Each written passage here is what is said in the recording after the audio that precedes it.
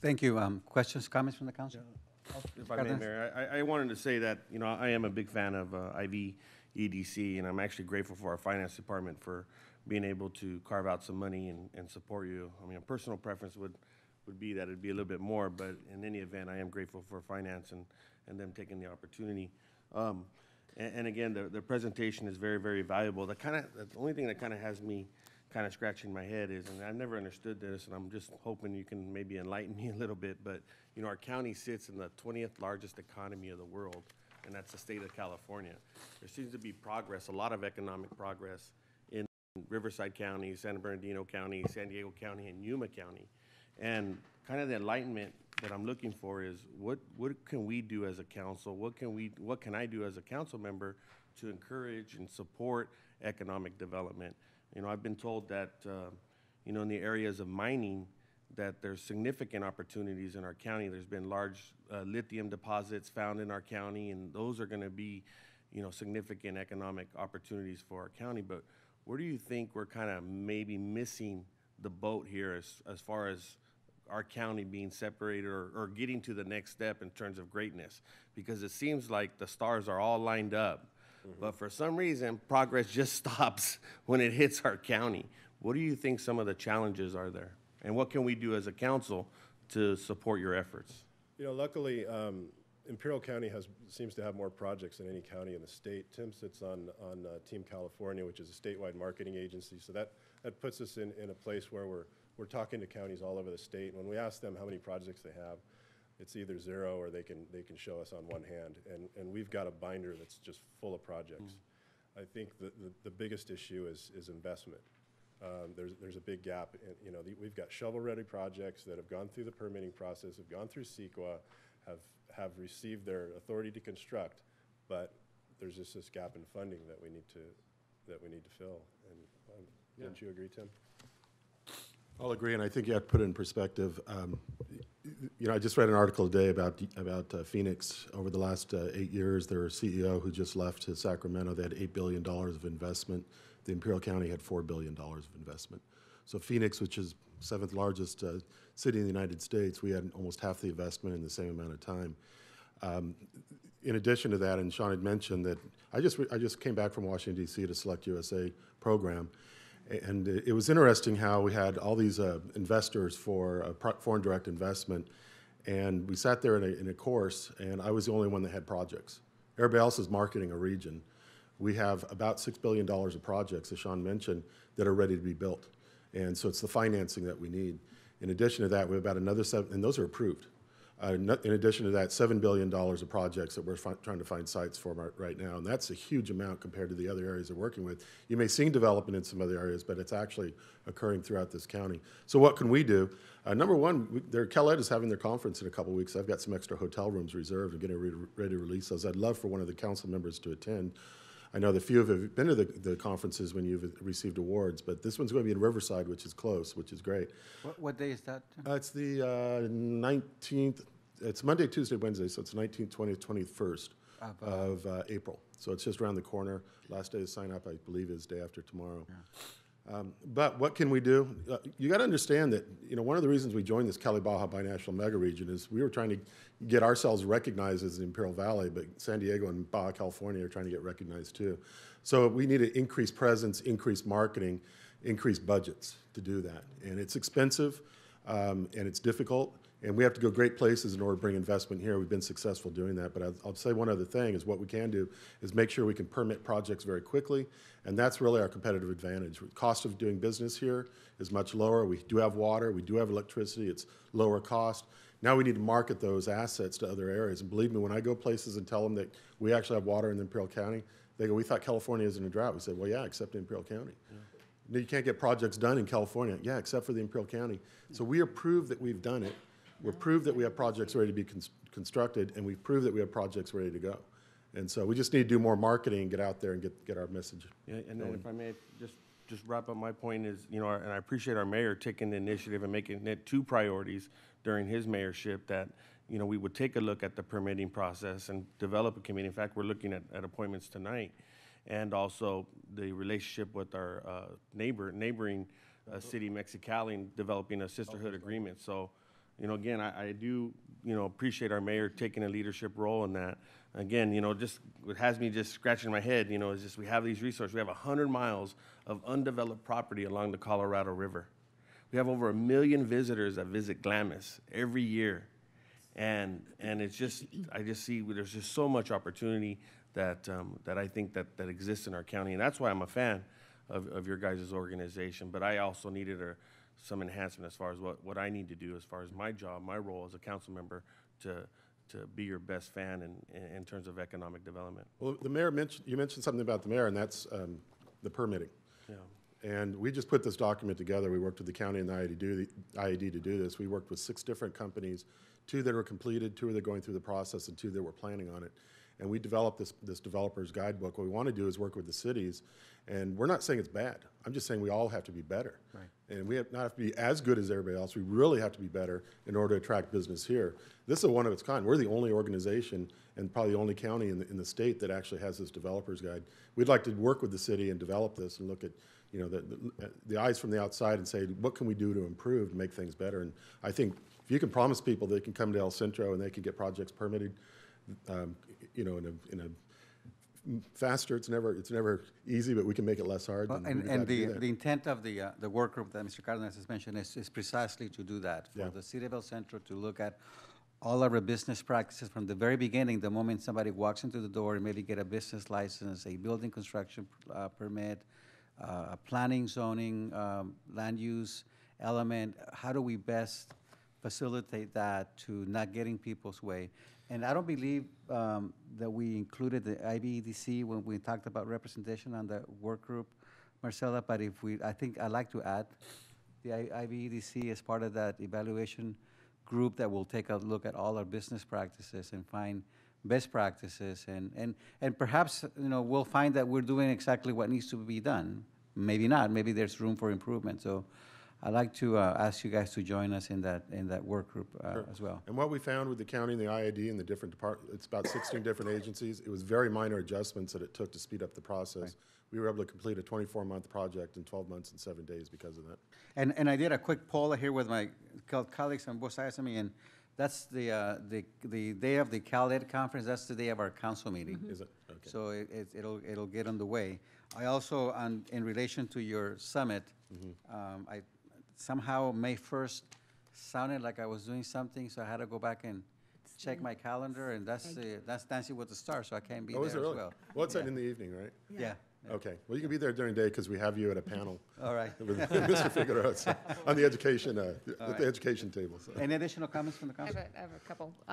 One, Mr. Kelly, just to maybe you could provide an update either to the city manager or the finance director as to where we're at with the financials. I think back in, I don't know, last year when we were doing the budget review, we had kind of talked about getting some. Well, you've had the financials, but I think the audit is what you requested, and we submitted the audit, our last audit that was done, which was, I believe, in 2013 for the 2010 year. Our board has decided many years ago to do an audit every 3 years. So this is a year that we'll be doing our next audit. We've sent an RFP out for that audit.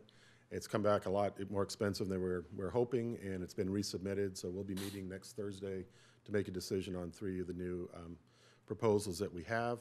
As I mentioned, we did turn in the audit, and what I did request in return later on was that we want to make sure what you're requesting in the audit is in the audit, because we just don't want to do an audit and come back here and you say, maybe you may be the only organization in Imperial County that does an audit, but this isn't what we want. So I'm going to suggest that maybe you either work directly with Mr. Duran or maybe with our finance director, because what I saw, Mr. Kelly, was just your audited financials, but they hadn't been finalized, and they were from like 2010. Mm-hmm. Those are the 2010. It was not. No, it was a complete audit of the organization. But it hadn't been finalized. It was still in draft. Was marked as draft, as I recall, right, Mr. Duran? Yes, and I asked the city clerk to pull the action of the council. Diane, do you have that? I wanted to make sure. It's been 12 months. Our understanding is you wanted a current audit, and that was a 4-year-old financial. There's been no indication that we received from this organization that they had a board-established policy of only auditing every. We were looking for what is your most recent, And the most recent was one from 2010, because that's. So it wasn't finalized. Wasn't finalized, it's still a draft. But Ms. Caldwell, did you have that motion? I have it right here. Could you just tell me what that, so I'm clear of what it was again? Because it's been a year. I'll read what. Go ahead, please. Moved by Jackson, second by Silva, approving the increase for fiscal year 2014-15 to the contribution to Imperial Valley Economic Development Commission, IVEDC, to $5,000 upon presentation of audit financial. And since that was a 2010, it didn't seem that was, well, when is the most current? Now, in August, I appreciate your staff indicated that you were pulling bids in August, and you were gonna have a more current one done. We have not received that, and in February, we received the same information that you were still working on getting those bids. So the direction we're following is we understood as anticipation that you wanted a current audit, and 4 years old is, in Okay, any well, circle, is not a current I think audit. that we can work Yeah, on I think- that issue. The two other items I wanted to bring up real quick, though. One is, whenever I'm like tooling around websites in the valley, that seems like one area where we could really help businesses do a better job, and I'm wondering if that's something that can be folded into as assistance either that IVEDC can provide, or maybe we'll figure that out somewhere else. But websites, it seems like that's really an area that we could work on. And the other thing is, we need help from IVEDC and other organizations with regard to the EAS program, because we are like one step away from like missing our targets again. And Department of Transportation has made it very clear that we either hit those enplanement targets, we're either sending 10 people out of here on average a day, or we're going to lose that service. Right. And if we lose local air service, it is not coming back. And I'll tell you that we do our part at IVDC, so we use that it saved us a lot of money. We'll, you know, rather than taking 2 cars, I'll fly to San Diego, and then maybe Sean will come up later with a car. But we use it quite often, and it's being used more and more. But you're right. We Not everybody's really aware need of to it. get that We've word been out, pushing Mr. it. Kelly. We've been pushing it. Okay. We've been working with Seaport Airlines. We've been working with Mr. Dale on increasing that. We've been doing some marketing promotions with him. Perfect. And so I totally agree. Thank Mr. you. Jackson? Yeah, thank you, Mr. Mayor. I actually asked for this item to be moved from a consent item or a presentation item to a action item due to the part that I was the maker of the motion last year on the increase from the 1,000 to 5,000. And I guess having the motion read to us by the city clerk, my intention was not to tie that to a financial audit. My intention was to tie it to a what most boards see as their budget that's approved every meeting. And our practices are not to require a financial audit of this caliber for any organization that we fund. Recently, we've for the second year in a row, we've contributed $25,000 to the El Centro Chamber of Commerce for the score. We give money to such groups as Woman Haven, the Film Commission, and such. So the reason I asked for this to be brought back is because I want to make a motion as an action item to, I think, rectify a wrong in this situation, where I need to restate my motion, that my motion would be to increase the contribution, annual contribution to IVEDC from 1,000 to 5,000 with no financial audit required. Is this listed as an action item, Ms. Baker? Yes. It is? Listed as action.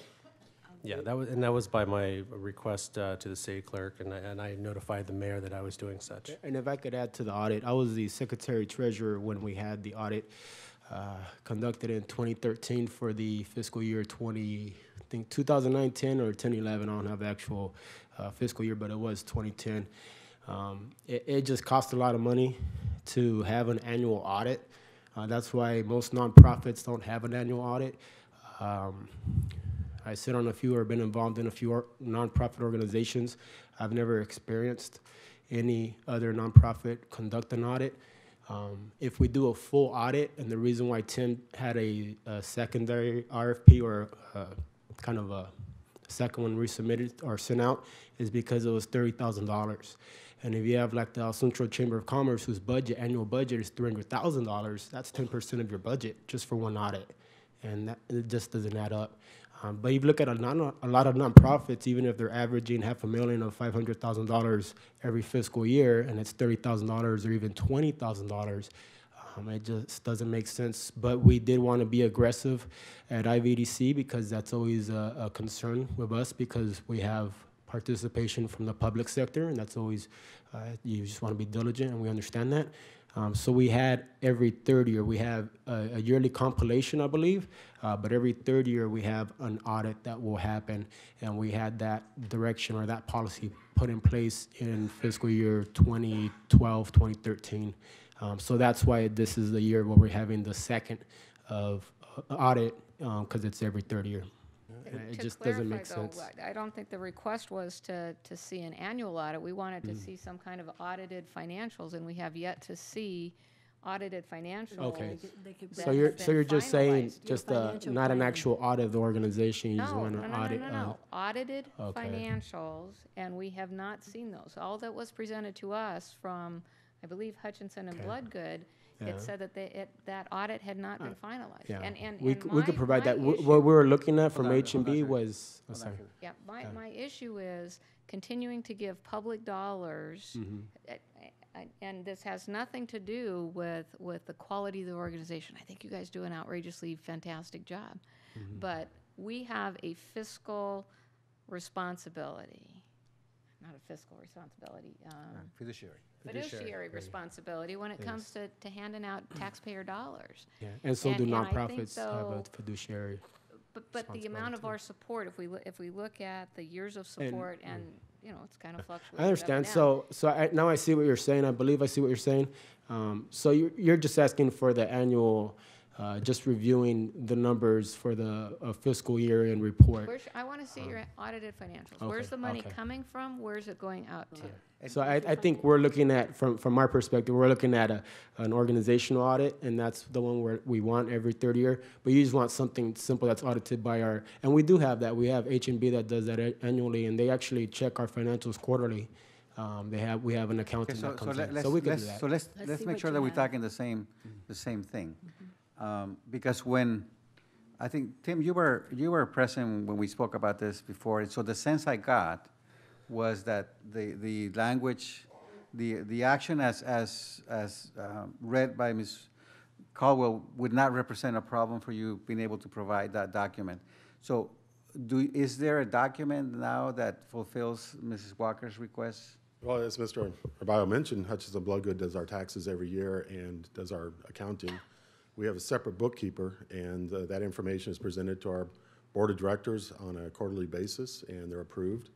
And at the end of the year, as I mentioned, every quarter, then Hutchinson Bloodgood goes through those, and then every year, then they do a compilation. If I may, and by the way, I suffer from my training as a finance director. Financial audit is prescribed under the GS8, the government, General Accounting Standards. It has to be an audit. Hutchinson Bloodgood will know what that is. That letter is so standard, I can almost repeat it. You're asking for an audit, not a compilation, because the compilation says, yes, those numbers add to 10. An audit says these are fairly representative of the financial situation. So what I have in that motion was that you wanted an audited statement, not a compilation. If you want to change that, Yeah, that's, but- because I understand organizations get those monthly. When I served on the board, you received them monthly, but that is not an audit. And that was my intention, was what the monthly statement is that most nonprofits I'm involved with, when you, at least, if not monthly, at least quarterly, you have a presentation by your treasurer or whoever is in charge of that, presents what your income statement is and your expenditures and everything, and the board moves to approve that as presented. That's what my intention was to make that motion. Unfortunately, I think the word audited slipped in there, and audited puts a price tag of what we're asking in the $20,000 to $30,000 range, according to Mr. Kelly, Mr. Abayo, and I think that is an unfair task that we're putting on this, especially if we're going to be consistent across the board. And I think that's where I believe we do have a fiduciary responsibility. I have no question that of what Ms. Walker is talking about. But I think that if we're going to be fair across the board, if we're going to require a audited financial, then we would do that for the Film Commission. We would do that for the Chamber of Commerce. We would do that for, Woman Haven and House of Hope and everybody that we contribute public dollars to. And in my tenure in this council, we have never asked for that from any other body. And so that's why I asked for this to be brought back, because I think that there was a misunderstanding of my original motion. I didn't catch it.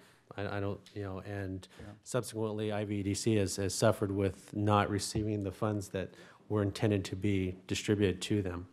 Mr. Mayor, may I comment?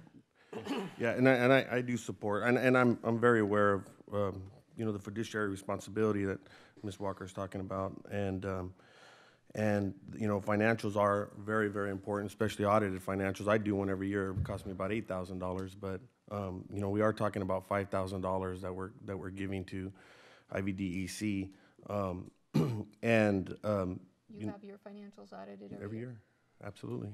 But again, I am applying for a different level in terms of amounts of grants, and it's a state requirement in my nonprofit.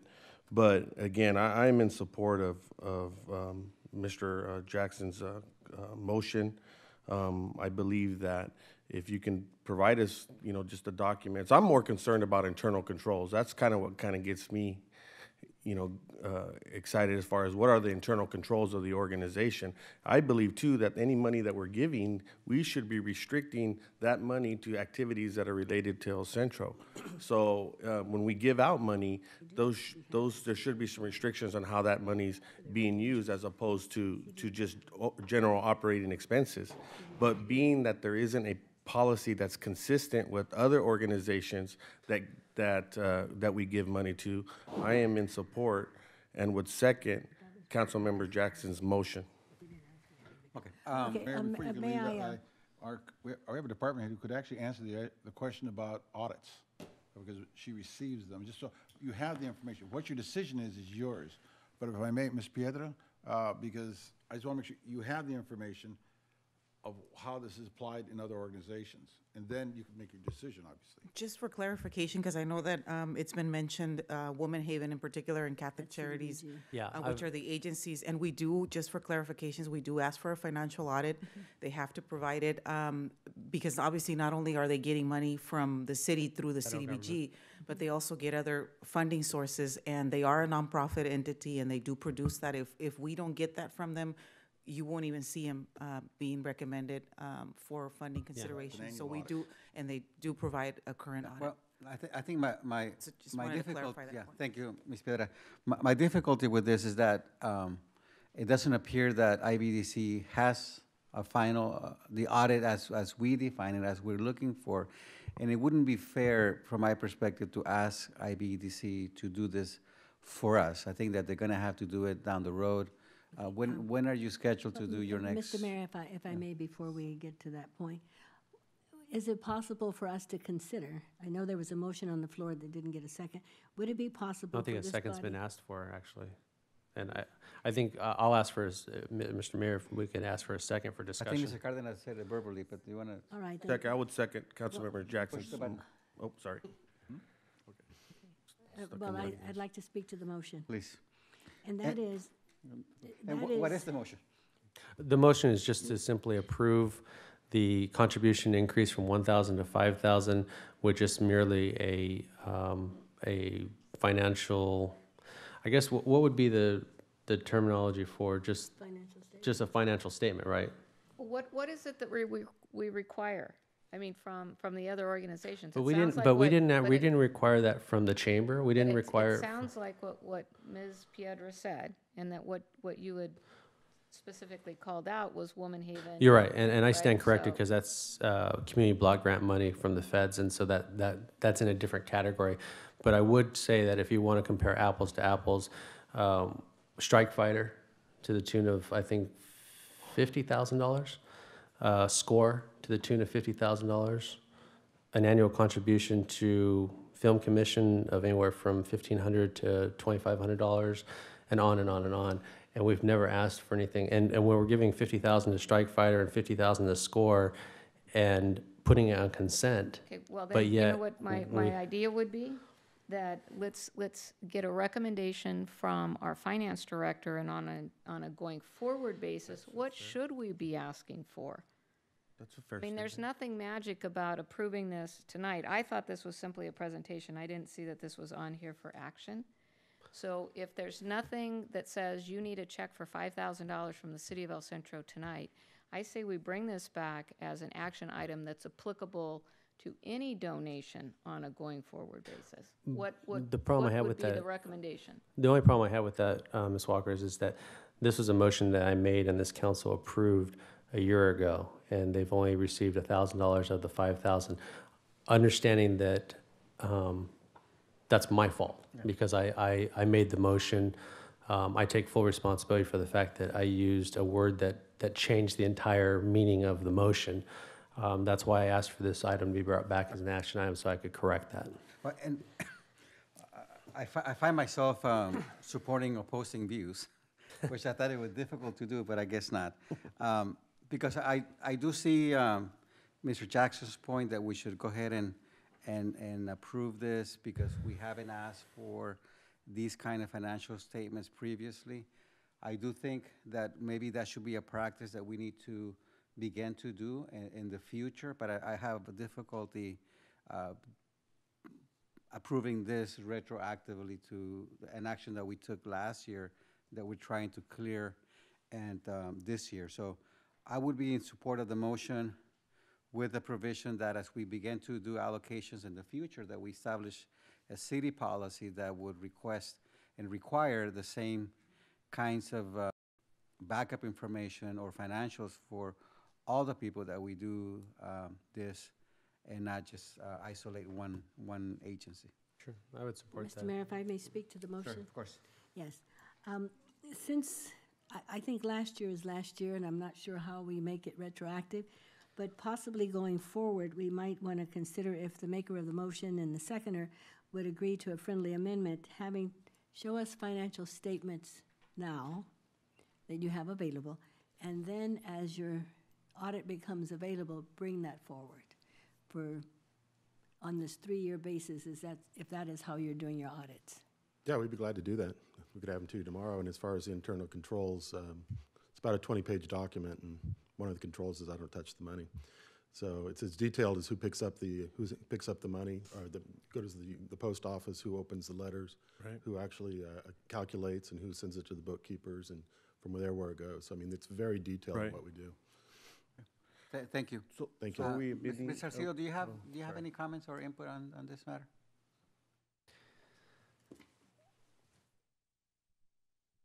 My comment is if we're requiring it from these other agencies, the contribution is substantial, and I do agree that we should have some type of document that says what their finances are, and that it should be audited, not just a compilation. So I why agree with that. So why Um, haven't we asked for that then previously? me? Why haven't we asked for that previously then? It wasn't our policy. That's it. Oh, it's not a policy then? But it was asked as part of this motion. And then the other thing is, just for clarification, and I had Richard go and check, but their contribution was 5,000 this year. Correct. Yeah, okay. Yeah. Okay, any additional comments? Are people ready to take action on this? Is there a desire to amend the motion as suggested by Ms. The friendly Sanders? amendment, just to add that. No they- desire. No. All right, so what are we saying? Then I need Okay, clarification. so let's go ahead. Restate the motion and then we'll vote on it. My motion is to increase the $1,000 contribution to $5,000 with no request for a audited financial. So are we going to be asking for any kind of financial statements at all?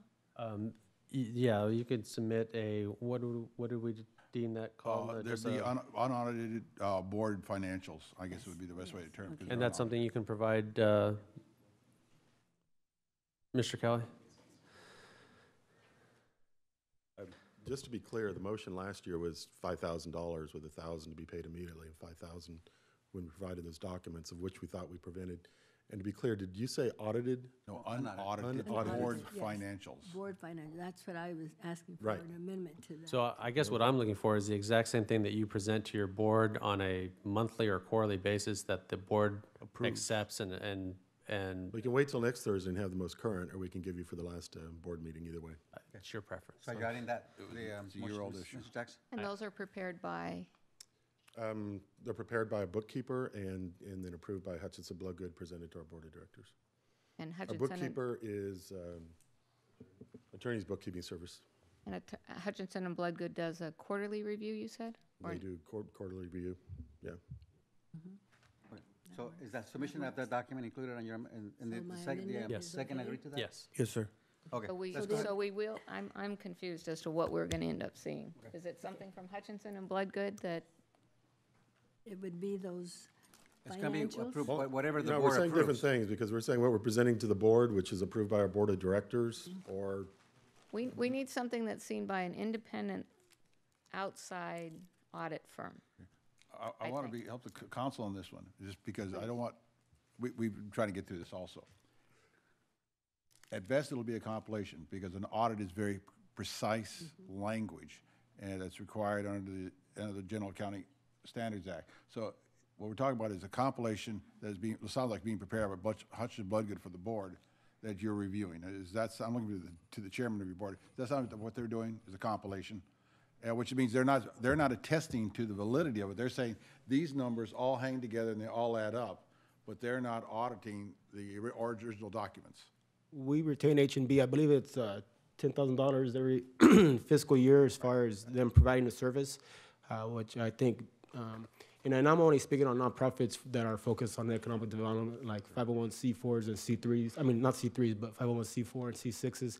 C3s are probably different because of the grant monies that they C3s are receive. different, yeah. So it's probably a different situation, but I'm only talking about nonprofits that are focusing like on C4s, C3s. But yes, we have an annual budget for, I think, 10,000. It depends on what they're doing. We might raise it to 15 or 20,000, depending on the case, every fiscal year. But yes, we retain them to provide that service to us, for us. The reason I'm speaking to this is as your administrator for the Imperial Valley Resource Management Board, which is a joint powers authority, we have the same relationship.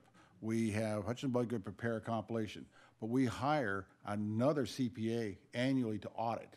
So what they're so those compilations, just understand what you're getting is, they're just unaudited. Doesn't mean they're wrong. But they're not going to carry that letter in the front that says that we find these statements to reflect, there's actual financial review of original documents. That's an audit, and I don't want you to assume that you're going to get an audit if you're not asking for one. So I Doesn't don't mean think the compilations motion- are bad. I don't It's think the just- motion is asking for How about I clear it up and ask for a financial compilation?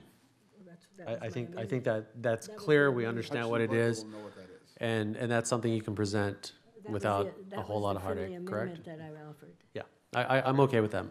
All right, and Ms. Cardenas, you okay with that? Yes, Mayor. Okay, any additional discussion? Please ballot. Yeah. That's what I was saying. I kept saying, let me get this friendly amendment. Mr. Jackson. Motion passes 5-0. Thank you much. Before we leave that item, though, well, we've left that item. Now, can we talk about coming back at some point in time with a standard policy as to what we're going to request from agencies that come seeking tax dollars from the council? Agree. What should we be asking for? Just make it standard across. Well, I think we're gonna have to look at is differentiating between annualized, these types of programs, as opposed to periodic promotions such as the F-35. It really went to the county, and the county dispersed all the money. So we may actually have a policy that says, this is what you do in this circumstance, and here is your organizations that are asking for money for their operations. This way, it'll be helpful. Otherwise, you're going to have an organization like F-35, though there is no audit because the money flowed to the county spent it. So and does that sound like what you want? Yes, And the same and with the- SCORE, it's The SCORE money, though, goes to the chamber. chamber. And the chamber has something similar in terms of a monthly review of their Yes. financials. Okay. And we'll have that discussion with the, Okay. with our auditor. with Thanks. our finance director. moving right along. Well, that only took an hour and 15 minutes as well. All right, let's go on to public hearings. Item 8, public hearing to consider the recommendation of the Planning Commission on General Plan Amendment 14-05 to amend the general plan land use map. The proposed amendment consisting of changing the land use designation for 1285 Poplar Drive from single-family residential to public to be consistent with the change of zone 1405 affecting the same property. And also, a related item to that would be item number 9, public hearing to consider the recommendation of the Planning Commission on change of zone 1405. The project proposes a change of zone from R1, single-family residential to LU, limited use, for property located at 1285 Poplar Drive. And I believe that our city attorney has declared that she has a conflict of interest on this matter because she resides near this property, and so That is correct. she will be excusing herself, and in its place, we have Mr. Childers acting as our legal counsel. Wondering why he was here. Ms. Vicaña? Okay. Good evening, Honorable Mayor and members of the council. The project before you is a request by El Centro Regional Medical Center to do a general plan amendment and change of zone for one of their recently acquired properties, which is 1285 Poplar Drive. The request is to change the land use designation from R1, which is single-family residence, to limited use, and also change the rezoning, going back to the change of zone, rezoning the change of zone will allow the hospital to use that single-family residential home, which is now to be used as office space. There are no modifications or expansion being proposed at this time for the residents. The project is almost a third of an acre property. It's a single-family residence, and it's currently used as a housing for 2 hospital contract employees. Regarding the land use surrounding the hospital, north of the proposed site, you have also a couple of residential houses that had been rezoned for limited use, and they're being used right now for offices for the hospital. South of the site is an alley, and you also have residential uses to the east. And of course, to the west of the site is the El Centro Regional Medical Center. Do they get to keep the pool? Yeah, that's a good question. As it relates to the existing zoning, as you can tell, it works. No, it doesn't work. The proposed site is surrounded by residential properties, and to the east, to the west, the purple designation is considered to be office commercial, or in this case, it would be limited use. The proposed zoning would basically remain the same. It would be limited use. Everything else would remain the same except for that subject site, which would be limited use.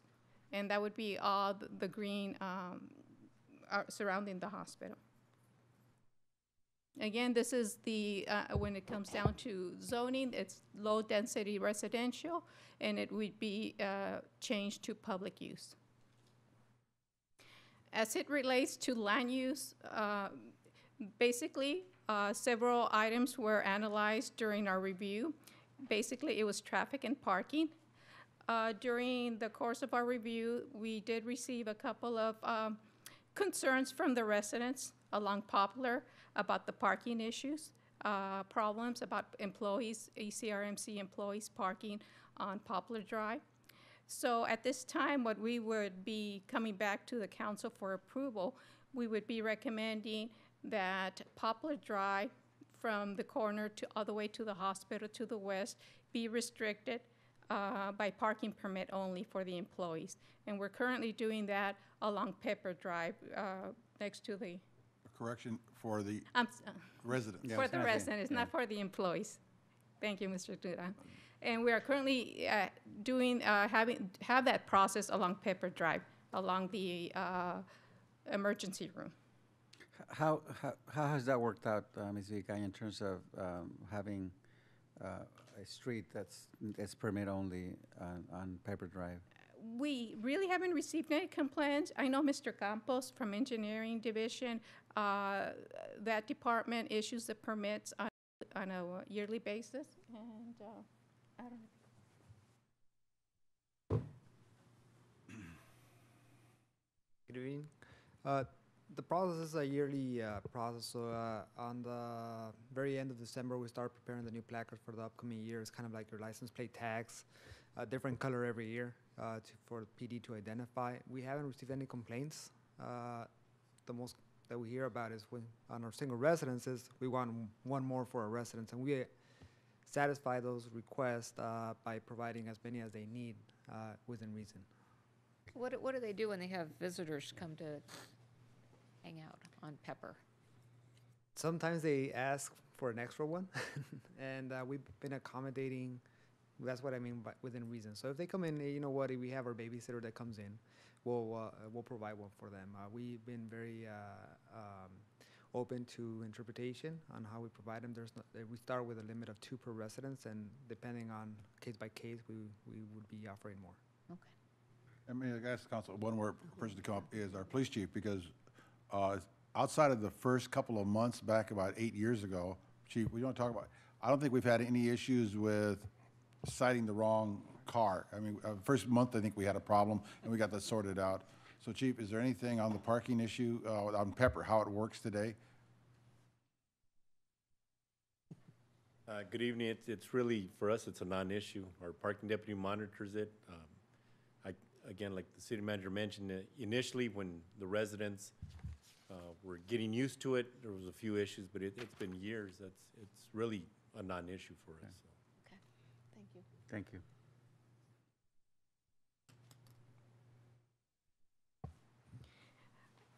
As it relates to environmental, this project is exempt under CEQA. The public hearing has been noticed in the newspaper. The project was heard before the Planning Commission last month, and the Planning Commission at that time heard the same concerns about the parking issues and went ahead and recommended approval to the council to approve the general plan amendment and the change of zone, and then come back with the parking program for Poplar Drive. So at this time, we are requesting approval on the general plan amendment and change of zone. Thank you, Ms. Vicaya. I'm going to go ahead and open the public hearing on both items 8 and 9, the general plan amendment and the change of zone designation that is being proposed for this property. Any member of the public wishes to address the council on this matter? Seeing none, I'm going to close both of the public hearings. Ms. Vicaya, and the fact that people from Poplar are not here tells me that they're not as concerned over the parking limitations and having to have parking permits.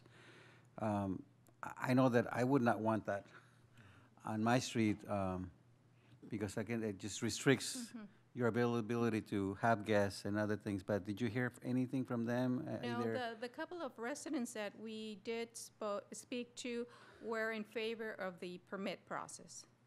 Okay.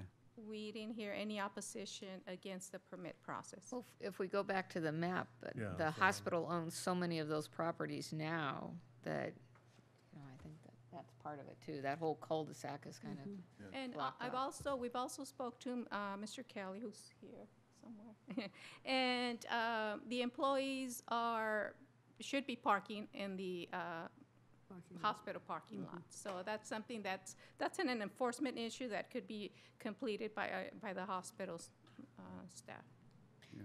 Mayor, if I may, is I was also contacted by a separate resident who indicated, and they're not here, that that's what they were interested in, is they could get the Pepper Drive, because they've seen how well that works, and it'll be only for the non-employee the residents of that area.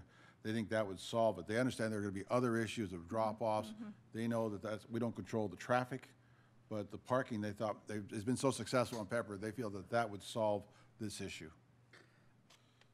Ms. Vicaña, so let's say that we approve this, including that parking restriction and having to have a parking permit, and later we found that the neighbors there and the people there didn't like it, it created issues for them. What would it take to go back and change that provision? Our proposal is to come back before the council with the resolution. So basically, I would believe just rescind the resolution. It would be the same as the Pepper Drive resolution. Yes, it's a resolution. It's an action by resolution. Okay, so we wouldn't require to go back and change the zone No. or any of those No. things. All right.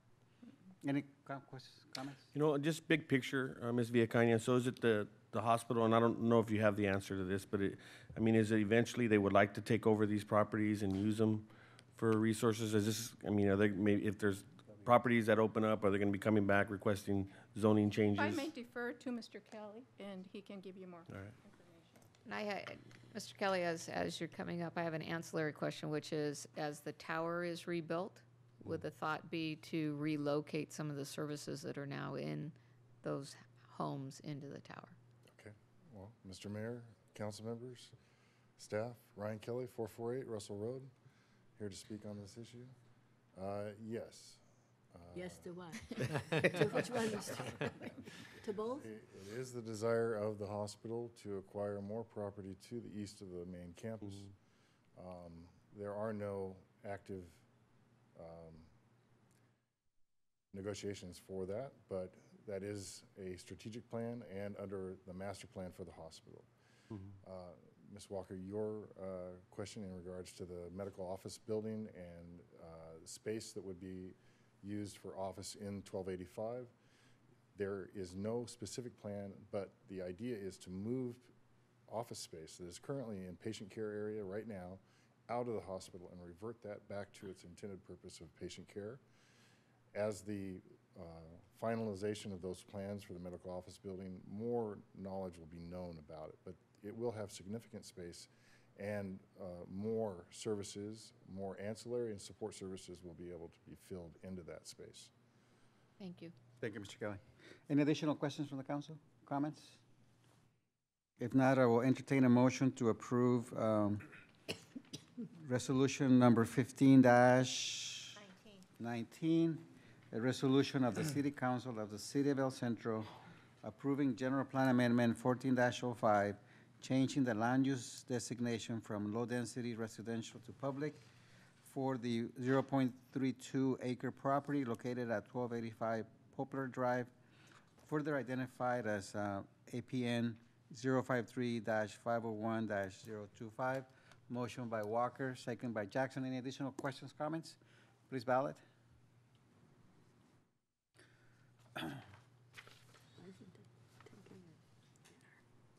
Motion passes 5-0.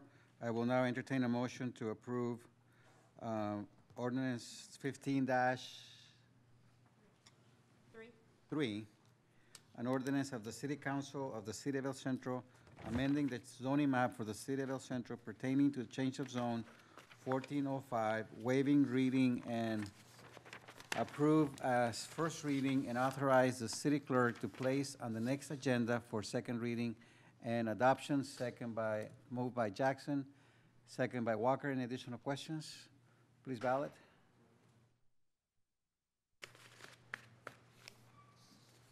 I want to take it. I'm pushing. There you go. Motion passes 5-0. Mr. Childers, thank you for. Yes, as pinch hitting legal counsel, I'm proud to have actually helped you accomplish something in less than 10 minutes. So. Thank you very much. There's the endorsement. Wow. Thank you. Thank you. Take credit for the sun coming up. Here, telling you, he can have a Twix. Yeah, no, he's coming back. Ryan? Really? We want you to have that.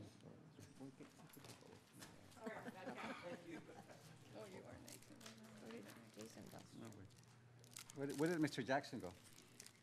We lost him. He's getting something to He's went eat. get Okay. something to eat. Let's go. Okay, so let's go on to item 10, public hearing, approval of the 2015-2016 draft one-year action plan prepared for the Community Development Block Grant Entitlement Program. Presentation by Ms. Piedra.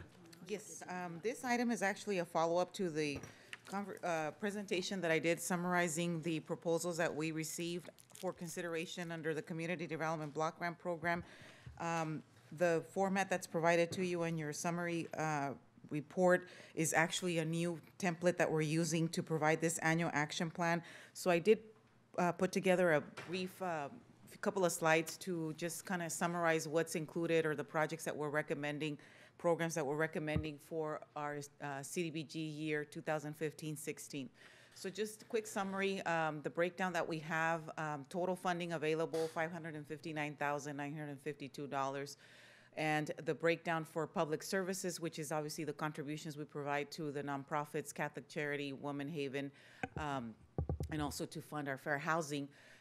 We set aside $80,053 for public services, and of course the other eligible projects, we're setting aside $459,899 to complete other eligible projects. So really quickly here, the programs, projects that we're considering for this upcoming program year is Women Haven funding $5,000 for their transitional shelter. Again, Women Haven assisting them with $10,053 for their emergency shelter for women and children. And Catholic Charities House of Hope, again, providing shelter for women and children. We set aside $8,000 for them. And then also giving funding to Catholic Charities for their senior nutrition program in the amount of $12,000, and then of course setting aside $45,000 for our fair housing activities. So pretty much we have allocated up to the funding that we are eligible to allocate under public services. We set aside $171,614 for sidewalk improvements. So we're going to be using that money for sidewalk improvements. We are funding our code enforcement program, and we set aside $72,500 for that program. Other activities are basically under the housing category, and we set aside $130,000 for housing activities, and to cover basically grant administration, we set aside again the maximum of 20%, which totals to $105,785. So basically, we have funded up to the amount that we have available to us, both from the allocation that we're getting from HUD and also from state program income that we receive also on a yearly basis. So in essence, that summarizes the programs and projects. As I indicated, we are using a new format that HUD is requiring us to use. Now we have to load it up to a federal in what is called as IDIS, Information Disbursement System, where we are tracking all of our accomplishments and also our expenses. So it's a new format that we are required now to use. So that's what you have before you. A little different, yeah. Any questions from council? This is a public hearing. I'd like to open the public hearing, soliciting input for 15-16 fiscal year. And I'll turn it over to the mayor. Seeing nobody from the public, we'll close the public hearing and bring it back to council. No questions. Any questions? Prepare to make a motion to approve.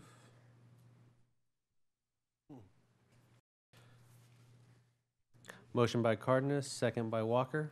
Please ballot.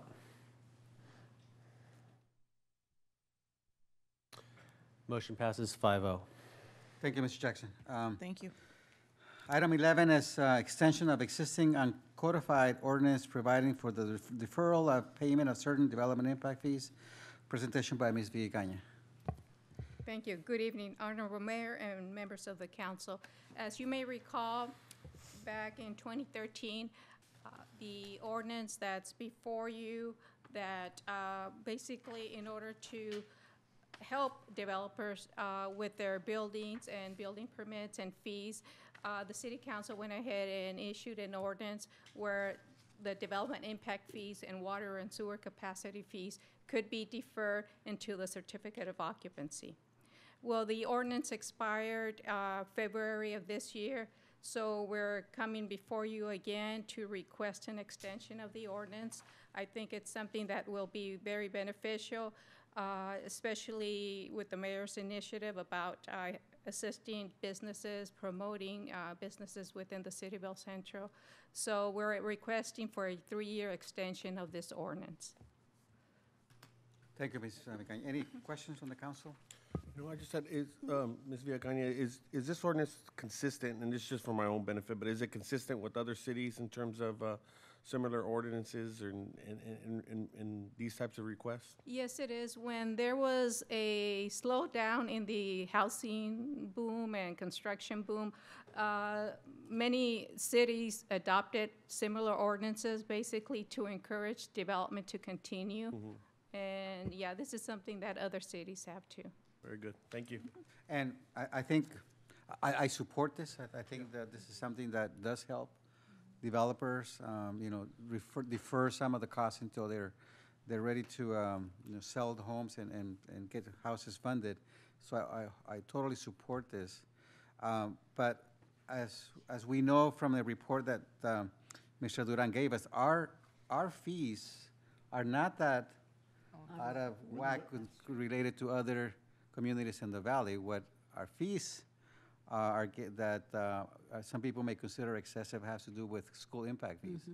So I think that part of the initiative that we have in terms of looking at ways to promote housing in the Centro is to have a conversation with the school districts and see if there's anything that we can do to make that accommodating to developers as well, because I think that's what's keeping us from. And I have heard from actual developer who said it's the school fees that makes it does not pencil out. And Mayor, if I may, this deferral is only on city funds. There are no deferral on the others, am I correct? On development, only on development impact fees and water and sewer capacity. But when it comes to school fees, there's no, because deferral. that's. We have no control over that. Yeah, it's not our jurisdiction. But my recollection is that the schools are not only have gone to the different higher levels of school mitigation, but are asking for above what the state mandated fees require. And I think that's a conversation that we have to have with our counterparts. I don't know, again, as part of this initiative that the staff is working on, is to have that discussion. Okay, I'll talk to Steve about that tonight. Okay. Okay, any additional questions, comments? Move by Walker, second by Sanders, please ballot. Thank you. Okay, item 12. Oh, sorry. Mine has not changed. Okay. There you go. Motion passes 5-0. Item 12 is discussion and necessary action regarding the introduction of ordinance number 15-5. 6. I think it should be 6. An ordinance of the City Council of the City of El Centro amending the municipal code by adding Article 7 to Chapter 22, establishing regulations related to stormwater regulations, use and sewer construction. Presentation by our Director of Public Works, Terry Hagan. Thank you, Honorable Mayor and council members. I have from DMAX Consulting, John Quincer. He'll be giving the presentation. If you recall, December 17th, 2013, council approved his contract to help us with the stormwater ordinance and the process of meeting the state requirements. So I'll have John come up here. Thank you. Thank you. This button here on the right, graffiti. It's like. All right. Good evening. Good evening. So I will be walking you through this briefly, and if you have any questions, feel free to interrupt me and just ask as we go through. Thank you. All right, so the reason that we're here is that there's a lot of cities across the state and in the valley that are required to do the same kind of thing. So the state of California issues permits for storm drain systems, so essentially from the water that leaves the drainage system that goes out to the IAD drains or to other water bodies. And the basis for that is federal requirements under the Clean Water Act. So just brief history is shown on the slide here. So in 1990 was the initial requirements for storm drain systems. that applied to larger cities like Los Angeles or the Bay Area or San Diego in California. Phase 2 came into play in 1999, but the first permit in California for that was 2003. So the city of El Centro is currently covered under that Phase 2 permit in California. The County of Imperial is also under the same permit, as well as Brawley, City of Imperial, and City of Calexico. Recently, in 2013, the state updated that permit and added some more requirements to it. So as a result of those updates, the city is needing to update its ordinance so that you have the legal authority to implement those requirements, which I'll go into a little bit more later. But this permit, the second Phase 2 permit, not only applies to the agencies I mentioned in the Valley, but also to 200 plus agencies across the state of California. So this is the rough timeline that we're looking at as far as the code update. The red circle there at the end is the deadline under the permit for having the legal authority to implement the requirements of that permit. So that's the end of this fiscal year, June 30th. Right now, if we do have today as the first reading, then we could have the second reading at the next council meeting, and the ordinance could go into effect 30 days after that. It doesn't have to go into effect until June 30th, but the point of this is just to show that we are on track to meet those requirements. All right, and so that 2013 permit, it has a 5-year phase-in cycle with the requirements increasing each year. So what we started with in 2003 is the city's existing program that had been going on over the years. And then year 1, which was last fiscal year, was the first year under the new permit. There wasn't really a whole lot that was required to be done that year, a little bit of planning. Year 2, there's a lot more policy development, which I'll talk about on the next slide. And then in year 3, you start implementing a lot of those new policies, and then that continues on to years 4 and 5. So the big jump as far as the amount of effort required on behalf of the city is really between the end of this fiscal year and then moving into next fiscal year. Staff are going to be preparing policy statements that go into the details a little bit more of what those actual policy changes will be. The function of the ordinance is not really to give all of the policies in detail, but more just to give the authority to carry them out. This table gives you a kind of a breakdown of some of the key requirements that come into play in each of those years of the permit. It's not everything, there's a pretty long list, but so as you can see, last fiscal year there wasn't a whole lot. There was reviewing some existing code to see where changes might need to be made, as well as starting to develop an outreach program. This year, there's a much longer list of things that needs to be done. So at the top of the list is what we're talking about right now, which is adopting an updated ordinance. There's also going to be developing some standards for development projects, businesses, residents, and city operations, which are going to be those policy statements that I mentioned earlier. There's some training for city staff on how to implement some of these new requirements, as well as the city's storm drain system. There's a little bit of an inventory effort that needs to go into play, finding all the places where the city's storm drain discharges out to IED drains, and then visiting those locations to confirm them, and if there's water coming out, to take some samples to kind of characterize what's coming out of the drains. And then finally, developing kind of an approach to assess the effectiveness of the city's program, which is also part of the state requirements. Next year, the main thing that'll happen is implementing all these things that I described that are being developed right now, but there are a couple new things that have to be done too. So surveying residents is one thing. There's some projects that have been built in the past that have some water treatment devices that would treat water that goes through the storm drain system. Probably not a whole lot right now, but there is a requirement to figure out where those are, and to the extent they are out there, to make sure that they're being maintained appropriately. And then working with public works staff to make sure that the city's current plan for cleaning out the storm drains, making sure they're free of debris and trash and things like that, is meeting the permit requirements. The following year, there's going to be additional requirements to make some pollution prevention plans for selected municipal facilities. Probably the main one would be the Public Works Yard. And then finally, in the last year of the permit, inspecting those municipal facilities and then doing another survey of residents to see if behaviors have changed over time. After that year, there should be a new permit that comes into effect. Often the permits from the state are taking longer than the 5-year term to get reissued. As you saw on the last slide, there was 10 years between the two permits. So we may be continuing to implement the same program for a couple more years after that, but there shouldn't be anything new getting added to it.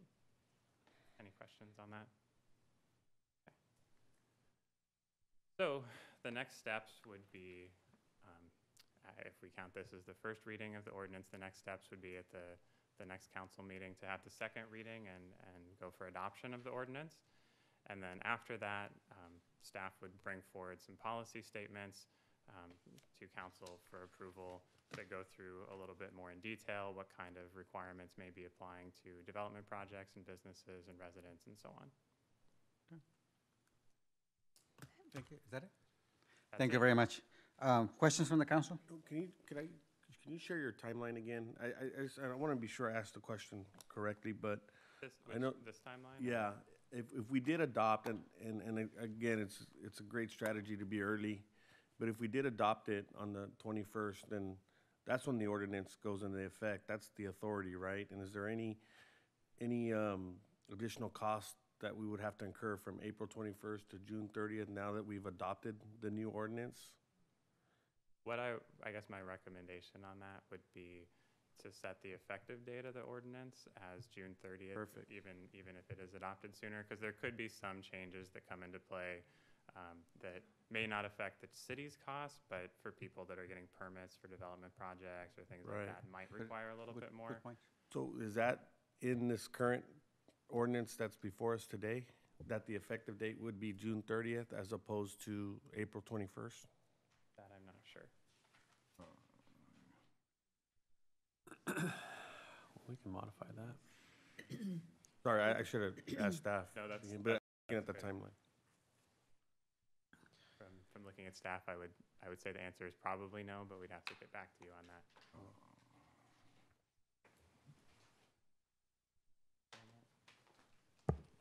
No, the way the ordinance is currently written, it will take effect 30 days from and after its adoption, so we can change that language. To June 30th? We could change it, Chris? Yes. June 30. Very good question. Yeah, thank you. Good catch, Mr. Cardenas. Okay. Any additional questions from the council? No? Seeing none, I will entertain a motion to approve ordinance number 15-5. An ordinance of the City Council of the City of El Centro amending the municipal code by adding Article 7 to Chapter 22, establishing regulations related to stormwater regulations, use and stormwater sewer construction, waive reading and approve as first reading with an effective date of June 30, and authorize city clerk to place on the next agenda for second reading and adoption as modified. So it's moved by Jackson, second by Sanders. Please ballot. Motion passes 5-0. Thank you very much. Okay. Where are we? I don't even know where we are. We have our budget workshop for our general fund expenditures, presentation by our Director of Finance, Leticia Salcido.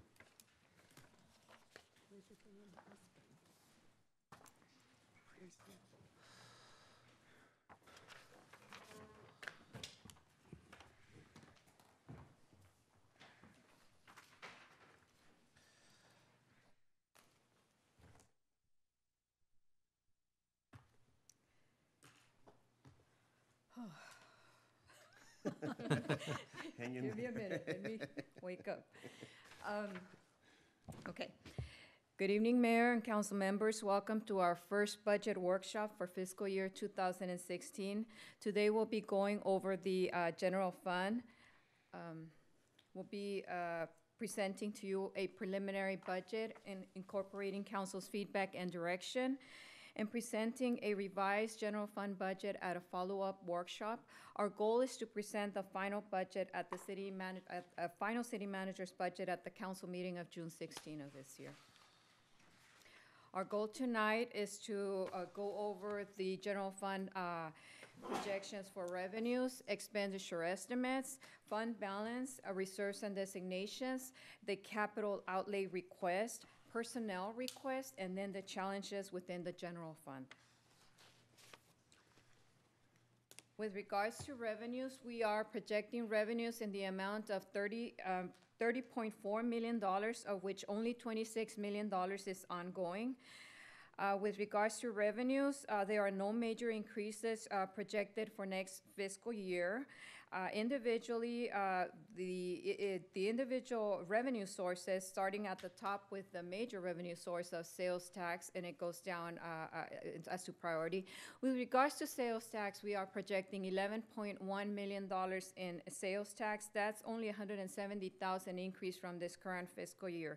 That's a minor increase, pretty much at the same level as the past 2 years with regards to sales tax.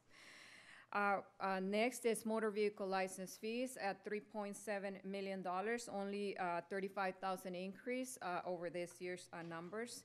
Property taxes, $2.9 million for property taxes. That has been the level of revenues that we have received from this source for the past 5 years, so no major change there either.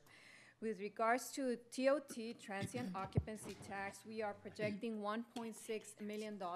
That's only a $10,000 increase over this current fiscal year, what we budgeted for this year. The first 6 months, with regards to this revenue, the first 6 months of the year, we did see a decline. However, during the following months, from January to now, I've been seeing an increase in revenue. So we're hoping that we'll hit our mark and our budget of $1.6 million to the end of the year. With regards to other taxes, we are projecting $724,000. That's from business license and franchise fees. No major, basically at the same level. With regards to building fees, we're budgeting $575,000. That shows an increase of $180,000 over the amount that we budgeted for this year. However, the trend has been around the $500,000 mark. For 2014, we received $552,000. For 2015, this year, we are projecting $509,000, and therefore the $575,000 for next year. Service charges, no major change for $121,000. With regards to grants and agency, we're budgeting $1.7 million. That's federal state grants, post, dispatch, and the RPTTF received from the county for the redistribution of trust funds. The increase of $612,000 reflects the funds from RPTTF, the trust fund monies coming back to the city.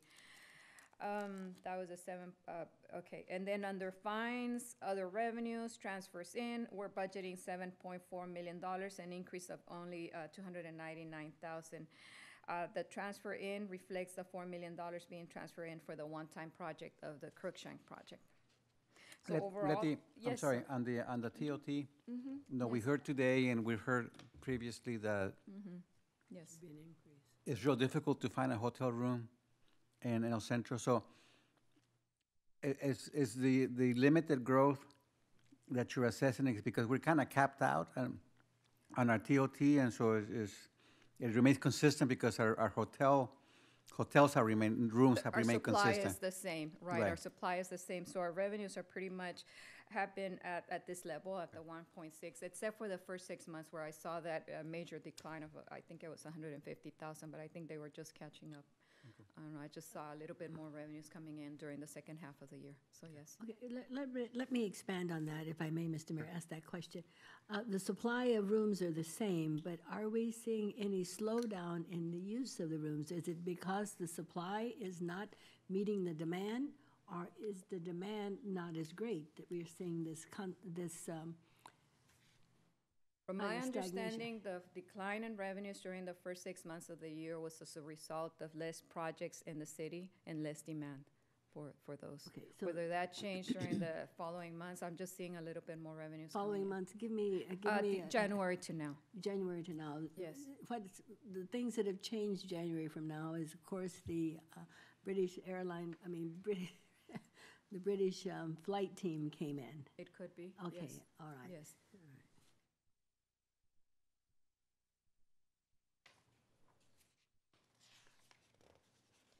Okay. With regards to operating expenditures, we are estimating operating expenditures in the amount of $31.1 million in total. Individually by department, for the general government, which includes city clerk, city attorney, finance, and IT, and so on.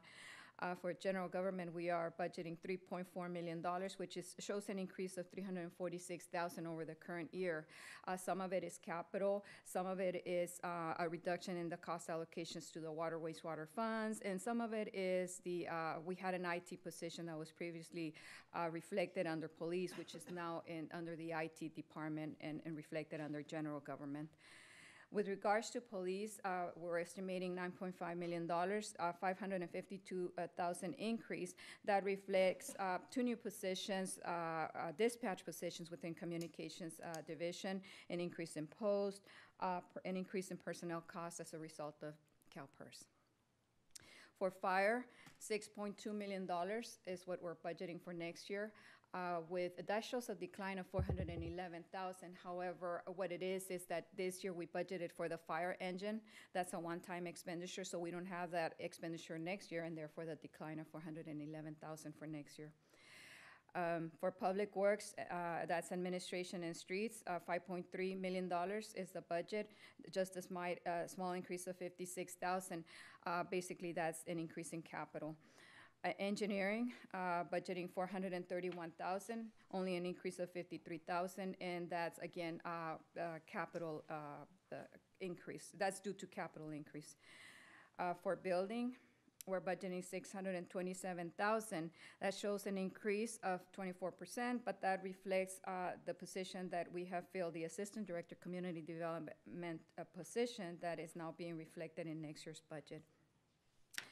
For planning, we're budgeting $389,000. That just shows a decline of $34,000, and that's basically in professional fees. Other projects are completed, and we no longer need to allocate as much money as we did this year.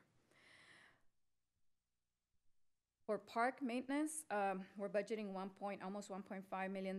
That shows an increase of $351,000, mainly from an increase in the allocation for capital expenditures. And we'll go over the capital expenditures, what they are, in a later slide.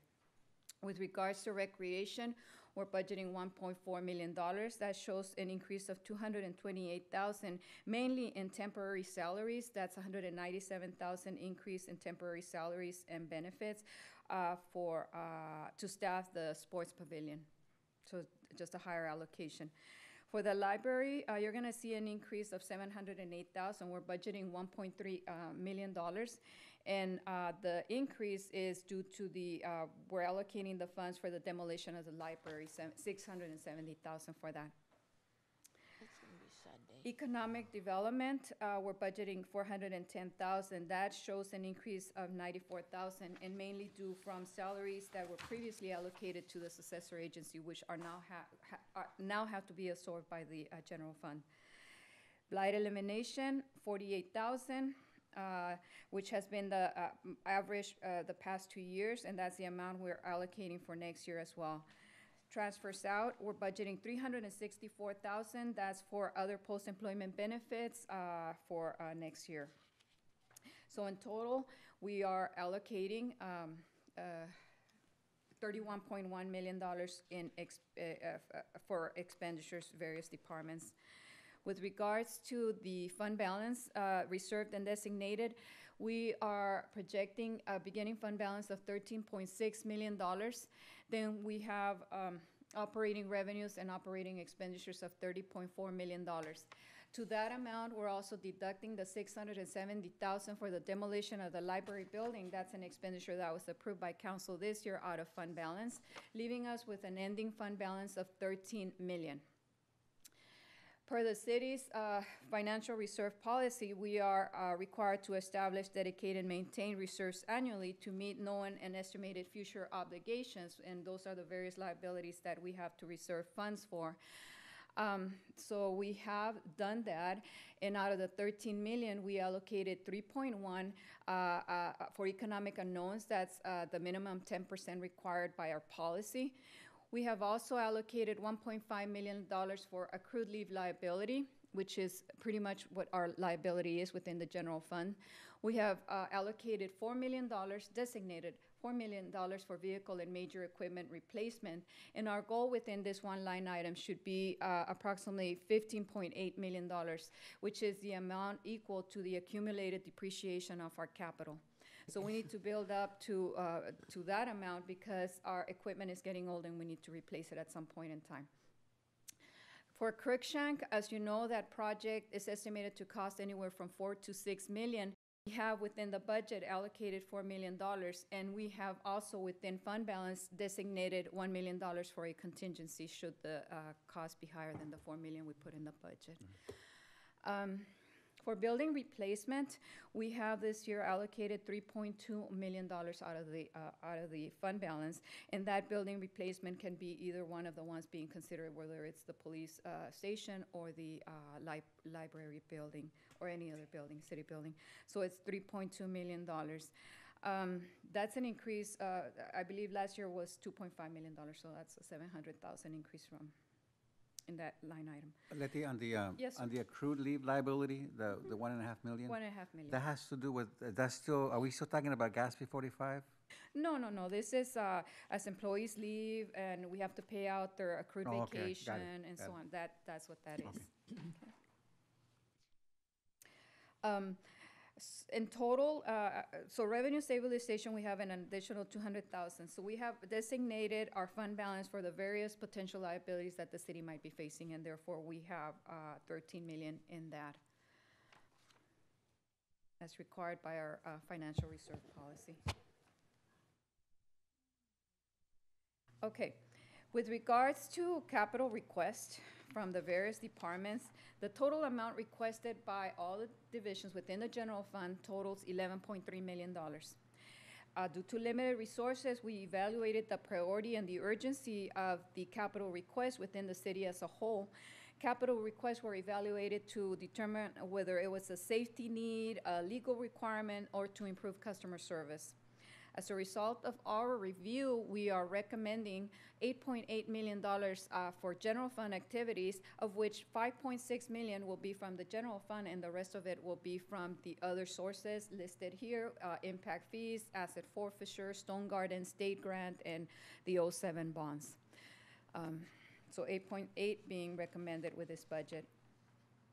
The individually by department, the amounts being recommended, for example, in this first slide, city council, city manager, human resources, IT, and city attorney, were the capital being recommended is mainly computers, servers, iPads, copier, and various office equipment. With regards to the police department, within the general fund, we budgeted for 2 patrol vehicles. The need is for 9, and we'll be allocating funds for the purchase of the 9 vehicles. However, only 2 will be from the general fund. The other 7 will be from asset forfeiture, and we'll look at it in a later slide. What we're trying to do is meet their need. We're trying to address their need to replace the older vehicles in their fleet, and we're replacing some of them dating back to 2006, 2008, 9, and 10. So by 16, these vehicles are getting old. We need to replace them with new ones. And will we have enough in the, I'm sorry, Mr. Mayor, if I may, there should be sufficient in the depreciation fund to accommodate that, or are you saying? This is being allocated out of the budget, out of the general fund? General fund, yes. Okay. Then we have also allocated, because there's also a need for service vehicles, unmarked police vehicles, and we're allocating $66,000 for the purchase of 2 of those vehicles. For fire, the major category is we're allocating $80,000 for a command vehicle to replace a 2002 that is currently being used. The rest of it, approximately $60,000, is being allocated for various field safety equipment such as a Phillips Heart Start, monitors, ventilation, circular saws, and other equipment. For facility maintenance, this budget includes an allocation of $27,000 to replace for a utility truck to replace a 1993 vehicle. Then for the incubator building, we're allocating $17,500 to install a sign, to replace the sign, directory sign, and to install various signs at each suite at the incubator. For street maintenance, much needed paint striping machine, $25,000, and then $5,000 for various pieces of equipment. For Crookshank, we're allocating the $4 million for the landfill cleanup project previously mentioned. Building, $3,700 for computers, workstation. For engineering, we're allocating $33,500 for an F-150 truck to replace a 2002 Malibu. For parks, we're allocating $86,000 for Buckland pathway lighting, $16,000 for Buckland triactive exercise system, and then $191,582 for Buckland playground and shade. For parks, still in parks, we're also allocating, there's a need to replace their vehicles as well. $52,000 for one-ton service truck to replace a 2002 vehicle. A backhoe loader, $102,000, and $10,000 for a dump trailer.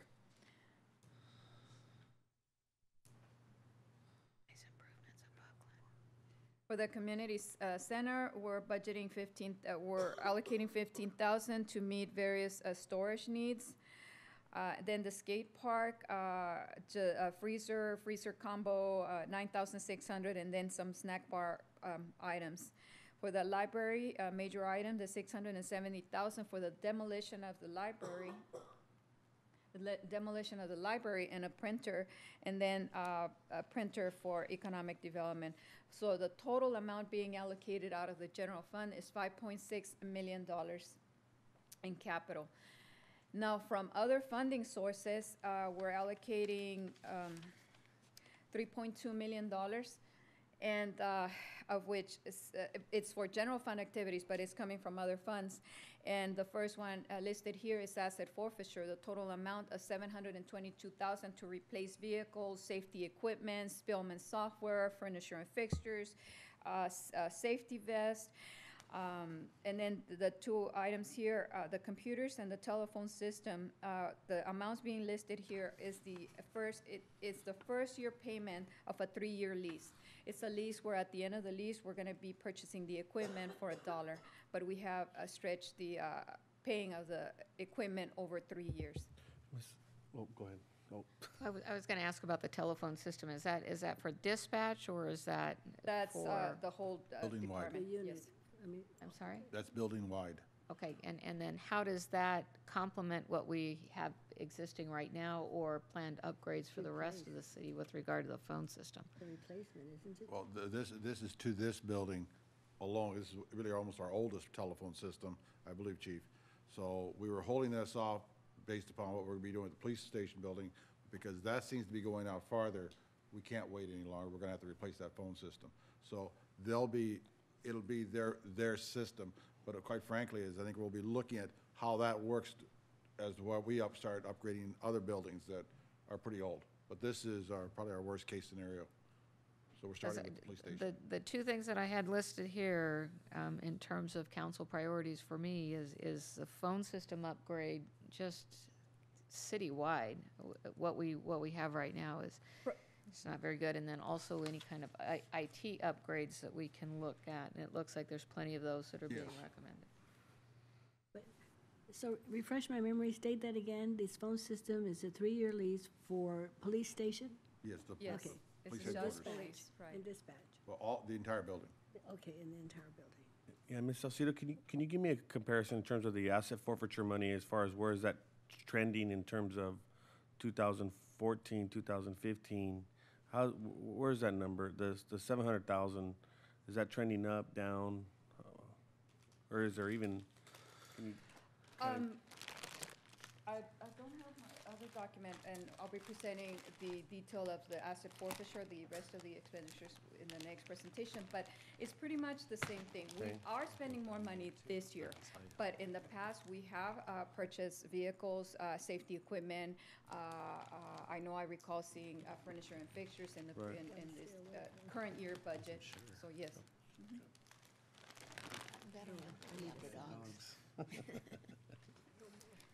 With regards to the RDA bonds, we're budgeting $1.5 million for the Aquatic Center design and initial construction. State grant and impact fees, $854,000 for the construction, the final construction cost for the skate park. And then out of impact, again, we're carrying forward the $80,000 for the feasibility study of that building. And then impact fee administration, just $33,000 for upgrades for the software, financial software for the city. So a total of $3.2 million from other funds for general fund activities. With regards to personnel requests, they totaled $1.2 million. This is the highest I've seen in recent years. And the request is for 19 new positions and 2 reclassifications. The positions come from various departments. We'll start with the city manager. That position being requested is a clerical assistant at a cost of $51,000. That position is currently being filled by a temporary position, which is costing the city $35,000. So the net effect of this new position would be just the $16,179. For the city clerk, there's a request for a secretarial assistant at a cost of $58,111. Facility maintenance is requesting 3 positions at a total cost of $176,000, and those positions are a building maintenance mechanic, a clerical assistant, a janitorial custodian services position. For building regulation, they are requesting a secretarial assistant at a cost of $58,000, and engineering, a clerical assistant at a cost of $51,000. And this is just for the benefit of the public. Yes. These salaries reflect both salary and benefits. Yes, it's salaries and benefits, right. The city clerk position, the secretarial assistant, would that bring your staffing to 4, or is that the existing 3rd position that? Okay. Thank you. And this, Ms. Salcido, these are staffing requests that are budgeted in the 2015, 2016. These are the requests. Okay. We'll get to the next. Yes, the ones being reflected in this budget that I'm presenting to you are the 2 dispatch positions, and then the $197,000 increase in temporary salaries for the sports court.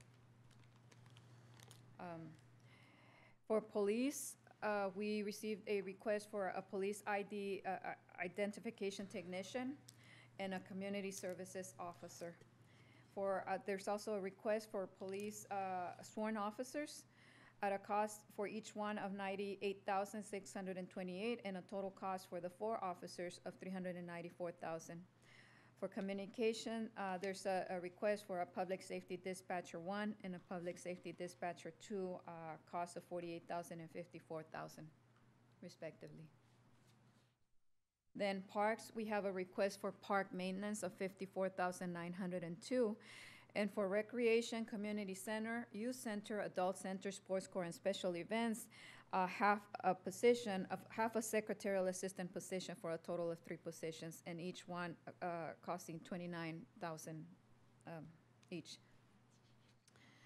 Then we also had a couple of reclassifications, city managers, from a staff assistant to an executive assistant at a net cost of $3,100. Engineering, we had a request for a change in title from a senior engineer to a deputy city engineer. And I'm just showing the cost of $38,000 is the cost to the general fund. And initially, the request was submitted as a no cost, no change in salary. But then I saw additional documentation that says to be determined. So I need to figure out what it's going to be. Then there's also a request for an engineering tech 1 position. To delete the engineering tech 1 position and then reclassify it to an engineering tech 2, and the net cost for that would be $1.4 million. The total amount of personnel being requested. 1,400. 1,400. What did I say? 1.4 million. 1,400. I was going to apply for that job. It's a lot of past my numbers. bedtime. It's a lot of numbers. You're coming around turn 3. You're doing Yeah. I just wanted to wake you up. You're on turn 3. Yeah, Okay. We are alert. Okay. We're That- lining up that- to get applications. That woke us up, Leticia. So total being requested is $1.2 million. Then there's special events. Special events is a separate fund. However, I wanted to include a discussion with regards to that. Initially, this fund was set up as a self-supporting fund whose activities were to be paid through fundraising and contributions. Contributions in the past were sufficient to support the activities, but that's not the case anymore. The recession caused the various benefactors to reduce or cancel their donations. And revenues, which at one point totaled 40,000, are now projected to be 17,000 this year. And we haven't reached the 17,000. I think we're at 12,500. So with luck, we'll reach the 17. But my point is that these revenues are declining, all while expenditures continue to increase with regards to special events. And that puts a burden on the general fund, as the general fund will have to subsidize those events if the expenditures are not reduced. And that is a problem because the general fund is a tight budget. Revenues are not increasing, pretty much static. There's a lot of capital needs and so on. So, okay, that was my point at that.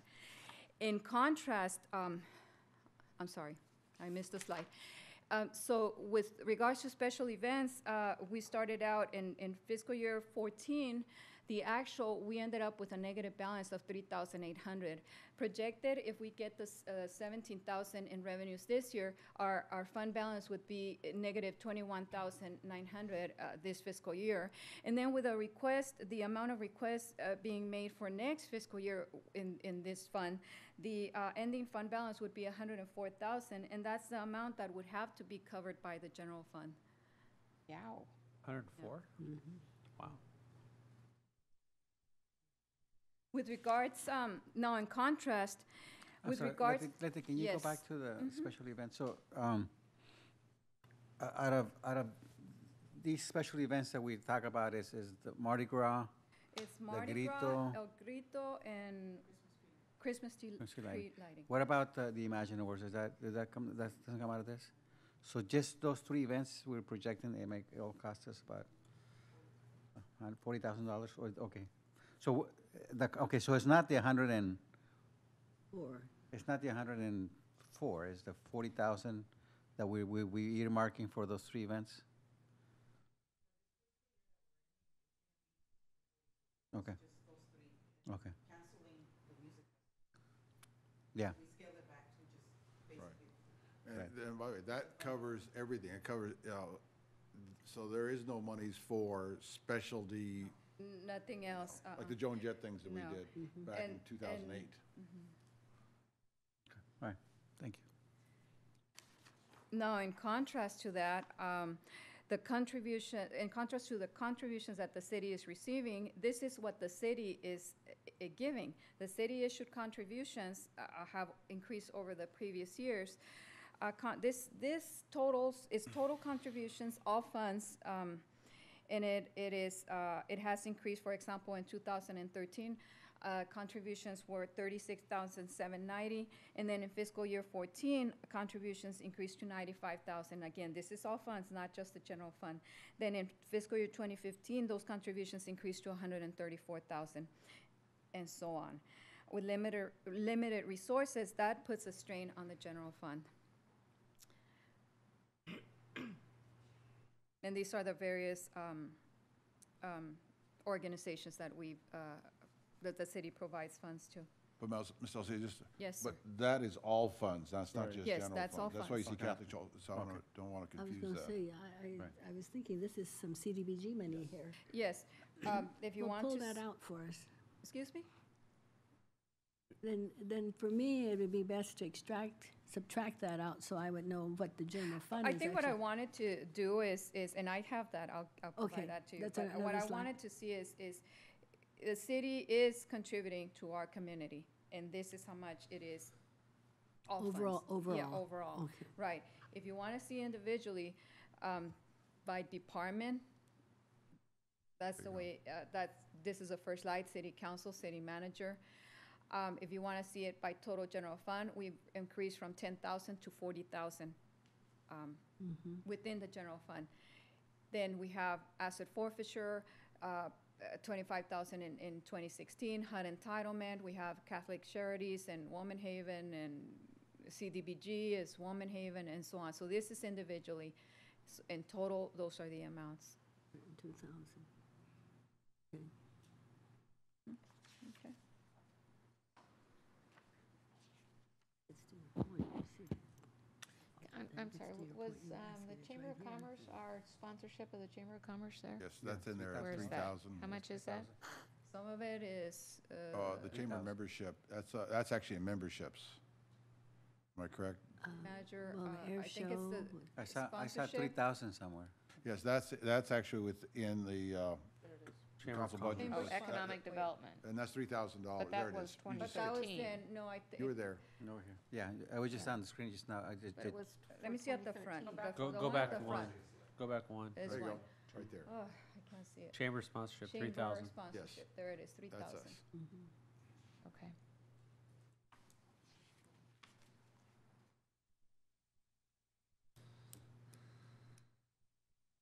With regards to budget challenges, I know we just had the mid-year budget review and I went over most of these, but this is a budget workshop and I'm gonna go over them.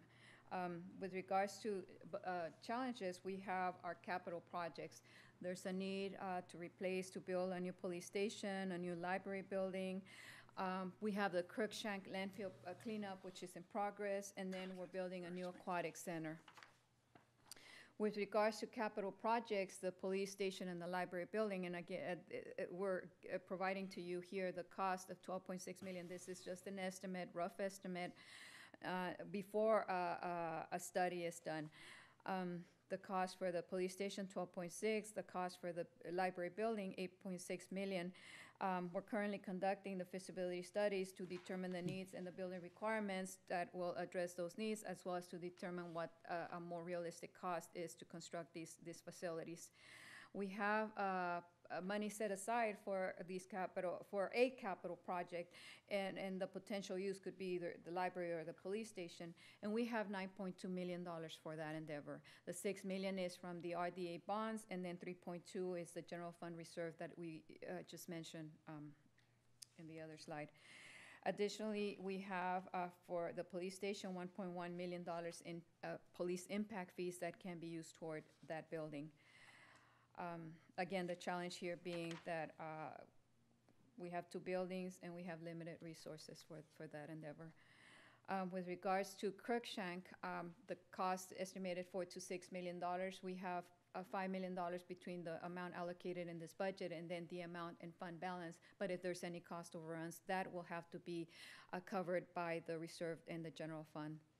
With regards to the aquatic center, again, the construction, if there's any cost overruns, that will have to be covered by the reserve in the general fund.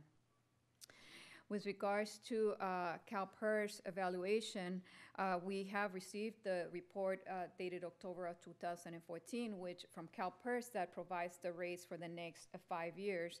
For safety, for example, the rates are increasing from 58 to 67%, and for miscellaneous from 10% to 16%. Based on those rates that they provided to us, I went ahead and I calculated what the cost would be based on our current salaries for through 2018, and the cost would be an increase in CalPERS cost of $1.5 million in 2 more years from this budget cycle.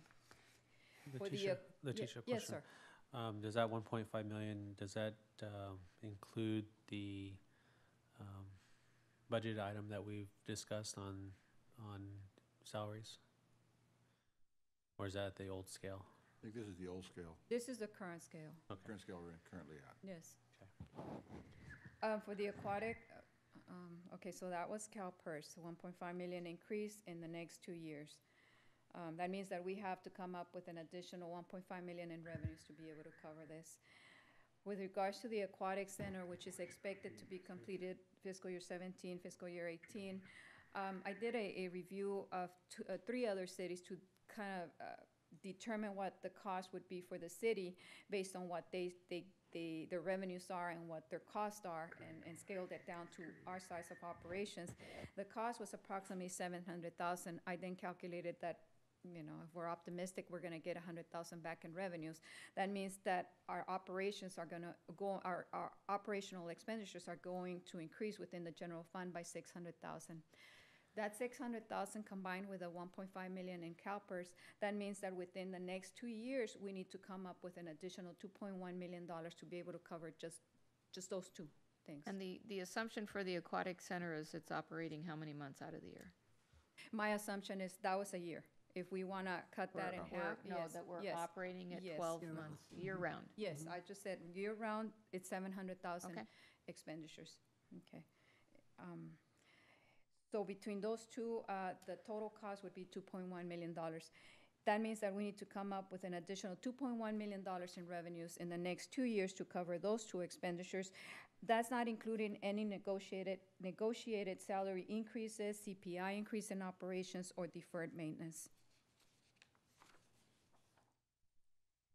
Then my the next challenge is not the last, but my next one is that for this budget, the total request amounts requested by the departments was $38.8 million, of which we were able to fund or at least recommend with this budget $34 million. That means that 4.8 is not funded. Those are unmet needs in capital, operations, and additional staff. That's a challenge because somewhere down the line, we're gonna have to address those needs, and we're gonna need the funds for them. However, there are good news. Is there? Those are There small. is good Those are news. smaller letters. There though. is good news. Letters get small. Okay, this budget includes, Get smaller in prayer. we'll make it. Okay. This budget includes the OPIF contribution, the CalPERS increase in cost. We are able to pay our liability insurance payment, $1.2 million. For the sports pavilion, we have an additional allocation for temporary salaries to be able to meet the demand for additional hours of operation of that sports facility, sports pavilion. We're also including two dispatch positions within the communications division. This budget includes the completion of the skate park, the initial design and construction of the aquatic center, the feasibility study and the assessment study for the library building and the police station, the Crookshank landfill cleanup project. We are including allocations for the demolition of the library. For Buckland Park, we're replacing the pathway lighting, the triactive exercise equipment, and the playground and shade. This budget includes 9 patrol vehicles, 2 general service vehicles for police, a new telephone system for police, computers, total replacement of all the computers at the police department. Their much needed Spillman software upgrade. A command vehicle for the fire department, safety equipment for police and fire, 3 utility trucks, a backhoe loader, dump trailer, incubator facility directory signs, sign replacement, and so on. This is equipment that the departments have requested and that we're finally able to meet. From 2010, when our revenues dropped because of the recession, it's been very hard to meet some of those capital requests, and we're starting to do that. A lot of that this year. And overall, the good news is that we have a balanced budget presented to you. It is good news. Thank you. It is, right? Yeah, it is. Well, See? you know, outstanding job, Letty, as always, in terms of giving the council a balanced budget. Question I had, though, on the backup information, you talked about Yes. an increase in our JPIA contribution. What is that? What is that Yes. cost by? Actually, I think I wrote it here. She doesn't have that information. There is good news. Ew, okay. We don't have all of that. I don't think I have that. And you're talking about workers' comp, right? JPIA. Yes. I think it said it went up from Had it 1.5 somewhere. to Yes, 2 million. It's increasing, okay, I'll go by memory. It's increasing by $1.2 million, of which 900,000 is for a retro, of which the majority of it is from a 2013 cases. Right. The impact to the general fund is approximately 600,000. And my concern with that is, yes, just the portion, that the $1.2 million, approximately 600,000 is the general fund, right? So about half of that. Yes. And my concern is that a trend? So we might be able to cover it 1 year, but not 2-3 years. Sustainable. Yes, that was a lot. It was 1.2 million. Thank you, Letty. Questions from the council? Comments, Mr. Cardenas? Well, I just, again, Ms. Salcedo, you always make our job less challenging, and we really appreciate not only to you, but your staff. It's excellent work again, as always. We really appreciate it. Thank you, sir. Yes. Thank you. Thank you. Thank you. Mr. Jackson?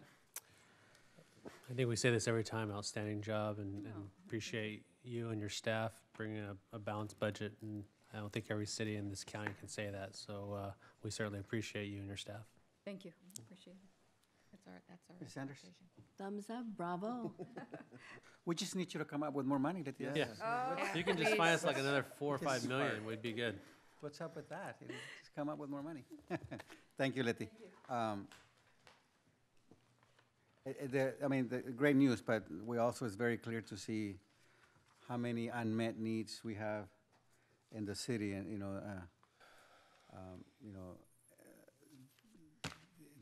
the new positions that I know are desperately needed by a lot of these departments.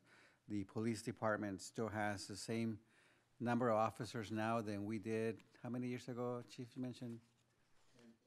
10 plus years. A number of officers has not increased and kept up with our population growth, and I wish we had additional funds to be able to have the police department catch up with that, but it's, given the limitations that we have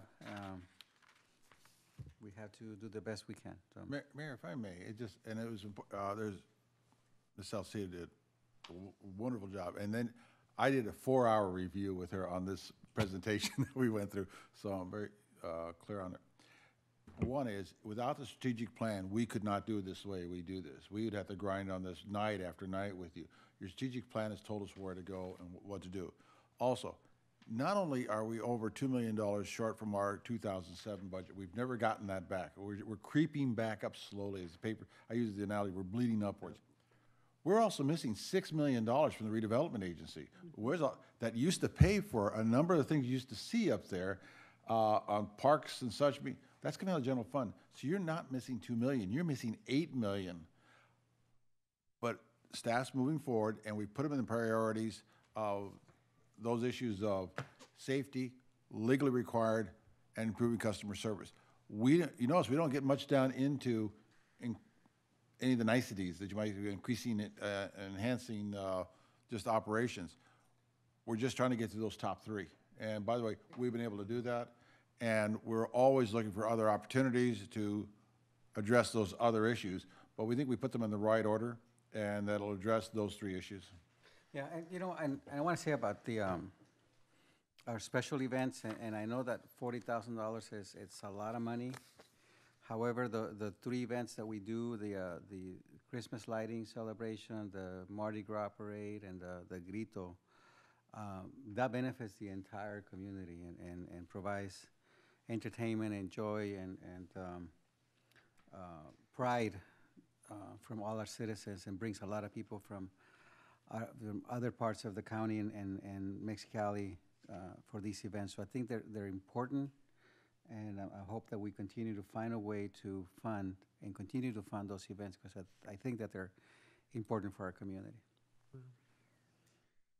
Okay. Thank you, Letty. Okay, item number 14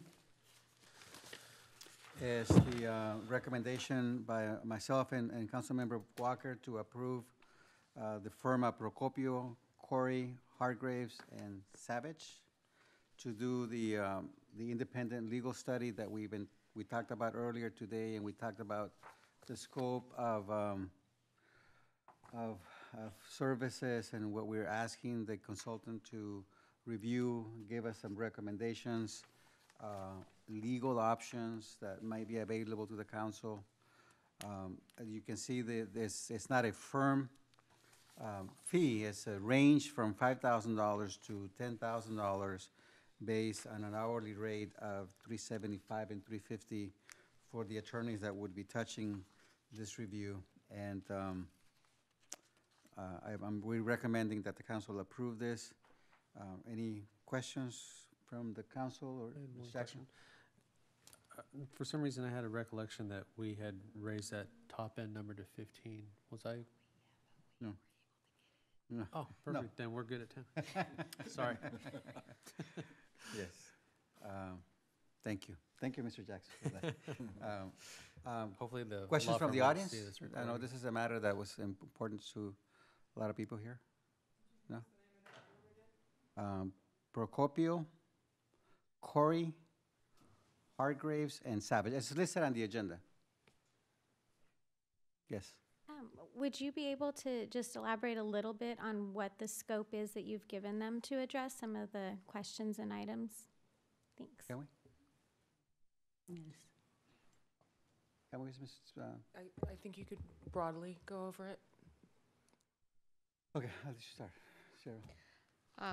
We have provided to the attorneys, all of the backup documentation that's been generated as a result of the discussion on the transfer agreement, which would include the Freedom of Information Act requests or whatever, the Public Record Act requests, all of the legal opinions and research that's been conducted by our city attorney, by the hospital's attorney, and by the attorney for the coalition. So then we also set forward a broad range of questions. We asked the firm, to look at the governance structure. The governance structure meaning the city council and the hospital board of trustees, and then the delegations of authority from the hospital, then even further down to the CEO. So just that entire governance structure. So in addition to review of documents, governance structure, we also asked for a review of transfer agreements just in general, taking a look historically at the context in which those transfer agreements have been reviewed and approved, and again, the delegation authority to the CEO by the hospital board of trustees to do that. We've asked for a review of a requirement as to whether or not a fiscal impact report was required within the historical context that we've never required that of any other medical office requesting a transfer agreement. But just take a look at whether or not that would be best practice if there's a legal requirement that we do so. We also asked, what are the council's options in terms of the termination of the transfer agreement? What's the potential risk to not only the city council, but also to the hospital and any individual liability that could potentially attach if we were to terminate that transfer agreement and Planned Parenthood were to come back and sue us? Any combination of those agencies. Also, Ms. Walker, if you would include what impact it may have, excuse me, what impact the termination may have should it occur with any of the funding streams, Medicare. That was the flip side to the fiscal analysis as to denying the transfer agreement, whether or not we would then potentially put at risk our funding streams from both the state and federal for Medi-Cal, Medicare, and Medicaid. I think that was about. Yeah, I just wanted to share, I'm actually feeling really good about the selection process, and I actually want to thank our mayor and Councilmember Walker, because this was an independent assessment. I mean, this was a task force or a committee that was tasked with selecting, with Recommending. Excuse me? Recommending. With recommending, and in terms of the scope and the questions that were formulated, I'm feeling very comfortable in how the process has taken place, and I do want to thank our mayor and Councilmember Walker for putting that together, but I'm feeling really good about how that process has taken place. And I think our goal would be to get that legal opinion come back in 2 weeks. You just answered one of my 3 questions. Thank you.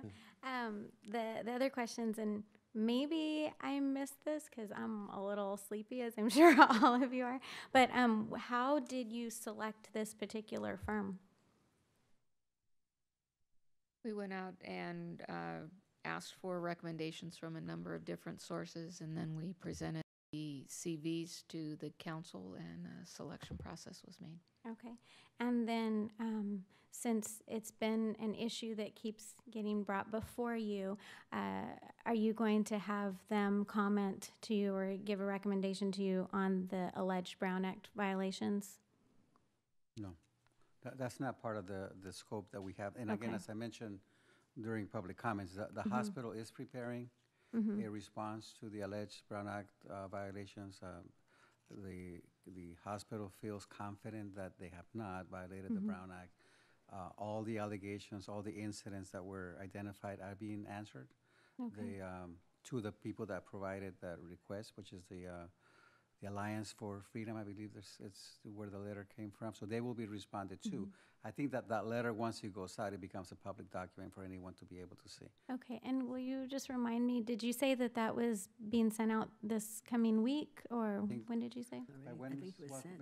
I think it, wasn't it The Brown sent? Act provides for a 30-day period for the agency to respond, and I believe that the 30 days are coming up Yeah, relatively quickly. I think that it's, my recollection is within a week. Okay.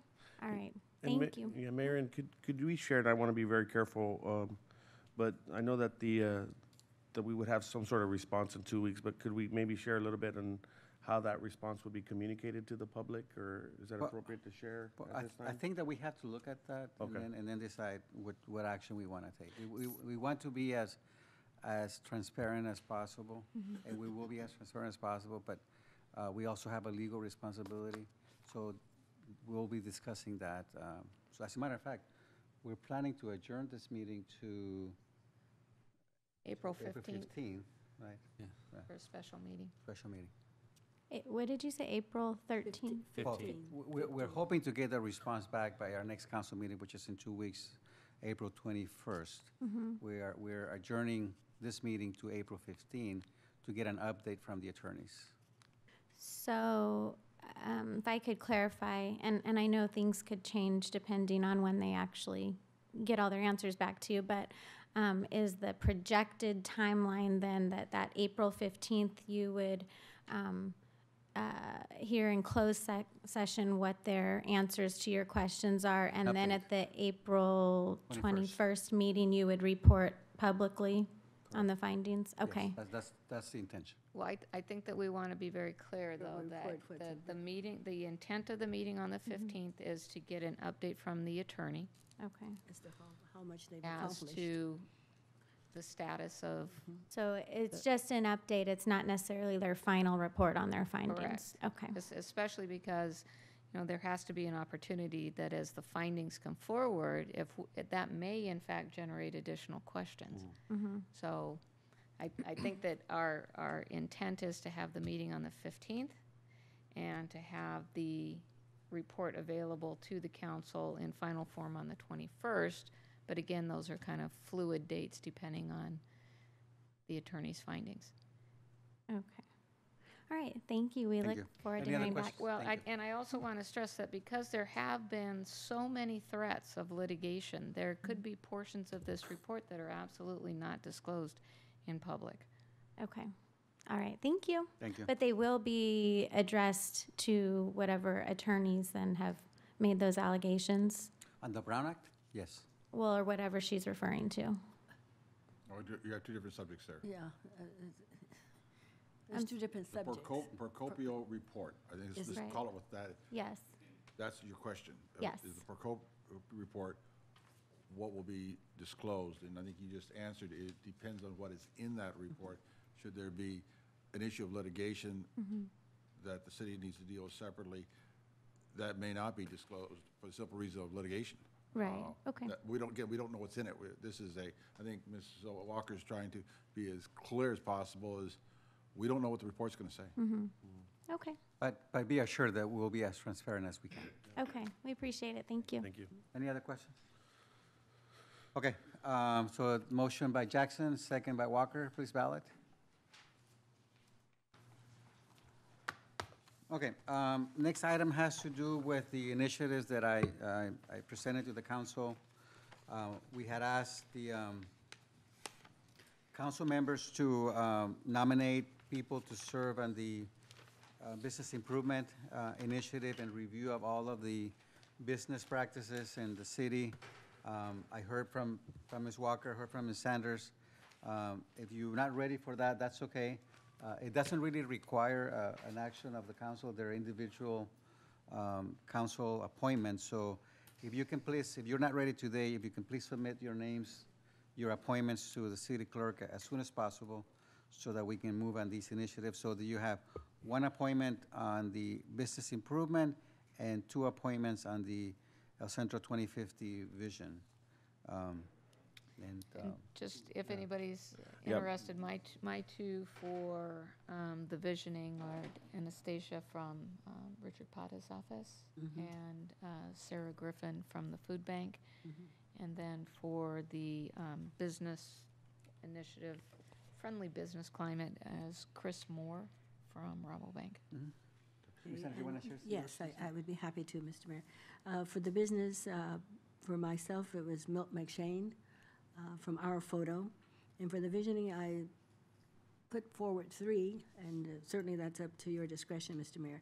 One is Joe Connor, past president of the Imperial Valley and Yuma Ministerial Alliance. The other is Father Mark Edney, the priest over at Our Lady of Guadalupe, and Elizabeth Gonzalez, president of the Area Agency on Aging.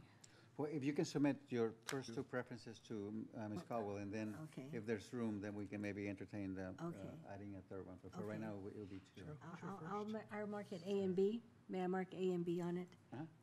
And have those individuals been contacted, Ms. Sanders? Yes. Yeah, okay. So, Mr. Mayor, are you still needing nominations, or do we have enough? Well, if you don't have them right now, that's fine, but if you can submit them to. Everybody gets to. Yeah. If you can submit those names to our city clerk as soon as possible. All righty, what else do we have? Mayor and council member reports. Okay, public comments? Any member of the public that wishes to provide additional public comments on matters not on the agenda? Could you pass this to Brian? How dare you? I know. We need some more public comments. Thank you for that. Council and council reports. Ms. Sanders? Oh, I'm sorry. What? Council reports. Thank you. Oh, am I delighted to share with you all of these wonderful things we've been doing at 10:20 in the afternoon, in the evening. Let me start with the Area Agency on Aging. The Area Agency on Aging is now working on their area plan, which is somewhat, I want to say somewhat consistent with what you're doing with your 2050. It's a survey that's going to be undertaken currently to determine the needs as it relates to the senior population needs, such as housing, health care, legal matters, and nutrition. And they have a survey circulating now, and this is a county-wide survey. And of course, the hospital board met. It selected a new president. The new president is Dr. Humphrey. Amanda Brooke is the vice president, and Oliver Alvarado is the secretary. We were updated on 17 policies ranging from blood banking to microbiology, protecting rights and responsibilities of our patients, infections control, interpreter and translation of services, non-discrimination policy, and resolution seeking a grant from Imperial County Families First to continue on with its asthma program. We heard comments from the Coalition for Life. In addition to that, we approved a rate increase for certain service lines. And then at the ICTC, think I may have sent some of that information to you. Yeah, I did. At ICTC, we had Thomas Oliva provide information as related to a Senate bill that's being sponsored by Senator Wesso, California Voter Participation Rights Act. We discussed this somewhat, and I think I sent all of you, forwarded that to you. You did. Okay, so I won't go over that. I think that about complete my statements, Mr. Mayor. Thank you so much. Thank you, Mrs. Sanders. Ms. Walker? Ms. Sanders and I participated in Community Enhancement Task Force meeting where we had an opportunity to go over a number of items with staff, including staff will be coming back with a proposal related to AT&T. The promotion ceremony at the fire department was always really top-notch. Well done, Chief, on that. The Imagine Awards was wonderful. I have to tell you, every year that just takes it up just to the next level. It was fantastic, Marcella, you and your staff, and just an amazing, amazing job. We do have the League of California Cities Policy Committee meetings in Ontario on Thursday. I'm a member of the Employee Relations Policy Committee, so I'll be there Is it the same Thursday that we have our meeting? I'll be there on Thursday, and then I will drive from Ontario and hope to hit Westmoreland just in time for dinner that night. Want to put in a final pitch for registration for the General Assembly, the SCAG General Assembly, this coming Friday. Remember, registration is complimentary, and the hotel rate, I think, is like a whopping $119. We also have a SCAG scholarship that we want to make sure that we heavily promote at the League of California Cities dinner on. If we have flyers or any information, Mr. Oliva, to bring, I want to really make sure we get the word out. This year, I think it's up to $4,000. It's a $4,000 scholarship for a high school student or junior college. So we want to make sure that we get some really great candidates from the Imperial County. Thank you. Mr. Jackson? I'll take Mr. Cardenas. Yeah, Mr. Cardenas? thanks. Oh, okay. Yeah, thank you, Mayor. I'll make this real quick. You know, we did meet as a public safety task force in terms of the new police station, and we did get a lot of responses. We actually went through the feasibility studies, and unfortunately, we had budgeted $80,000 for the feasibility study, and the average cost for the feasibility study was $275,000. Did you tell them you didn't want to build it? Yeah. They weren't supposed to build it. They were just supposed to tell you if you could. There's more bad news, and the other. In terms of the feasibility study, there's a consensus that it's probably going to cost about $22 million to build our police station. So the good news is that you know, we didn't spend any money in terms of the feasibility study. So we are going to go ahead and kind of put things on hold, and I'll ask Mr. Duran to chime in if I miss anything, but we're going to go ahead and put things on hold. We're still going to meet as a task force, and we'll be looking at other revenue streams in terms of securing, but to Mr. Duran and Police Chief Madueño's leadership, fiscal leadership, they're saying, why are we going to spend $275,000 on this feasibility study that's probably going to sit on a shelf for 3 years? And so our consensus as a task force is that we would put things on hold, continue to meet quarterly, and still make this a priority. The other thing, too, is that, you know, our chief is okay with that, and will continue to work in his current facility and make things happen and ensure our community safe. So that's kind of the consensus of the task force, but not what we're looking for. Were you going to do some interviews of the firms just to kind of figure out, if we had budgeted $80,000, why are we at 200 and something? Yeah, and maybe I'll defer to Mr. Duran on that. I do want to recognize one other person, and that's Commander Ramirez, who's also very involved. In terms of investment, it was his time in making this happen. But to your question, I'm going to go ahead and defer to Mr. Duran. In a discussion with the individuals who were working on this project, when we looked at the additional more time that was going to be committed to this and the value coming out of it, because these are the same individuals that are working on the animal control issue, all the other items, recommendation is to stop putting more resources in and commit those time into the other projects, because we have the same number of people trying to cover almost too many projects. Chief, you want to add on to that? But that was the consensus, is not to pursue this. Stop where we're at, and let's get the rest of our projects going, as opposed to spending more time on this project at this time. It's just out of our reach, and we clearly need to raise more money. Okay. But still a lot of cool things that are still coming out of our task force. I don't know if you recognize, but we have new police badges now. And our chief did a great job in getting all our new officers a new badge. And so a lot of good things happening in terms of task force. The last thing, Mayor, is I did attend our El Centro Elementary Art Festival. It's really neat. It's held at Wilson Junior High.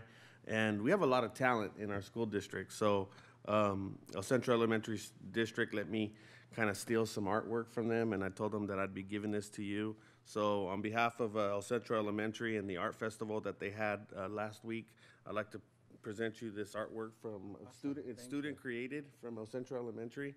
So this is for you. Awesome, thank you very much. And I actually got when I looked at this one, I kind of thought of Councilmember Jackson too as our mayor pro tem. So on behalf of El Centro Elementary School District, student created artwork. I'll give that to Councilmember Jackson. Thank you, Mr. Do the kids know they're not getting these back? No, you can keep them. And that's all I have, Mayor. Mr. Cardenas, I love your reports because last week I got a shirt. Now I get a picture. Yeah. I want to have to put you on my Form 700. Yeah. Pretty soon. Thank you, Mayor. Thank you, Mr. Cardenas. Mr. Mayor, I forgot something. I wanted to talk about the Juvenile Justice Committee that I serve on. Yesterday we met and the primary focus was the budget.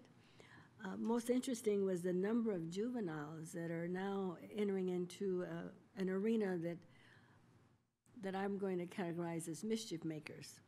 But I'm pleased to announce that the programs and projects that are available to them through the probation department in trying to not only assist that particular individual, but also, if necessary, they do a holistic approach by also engaging the family members. And that is something that I think we should be quite proud of and happy to sit there and see them work on it.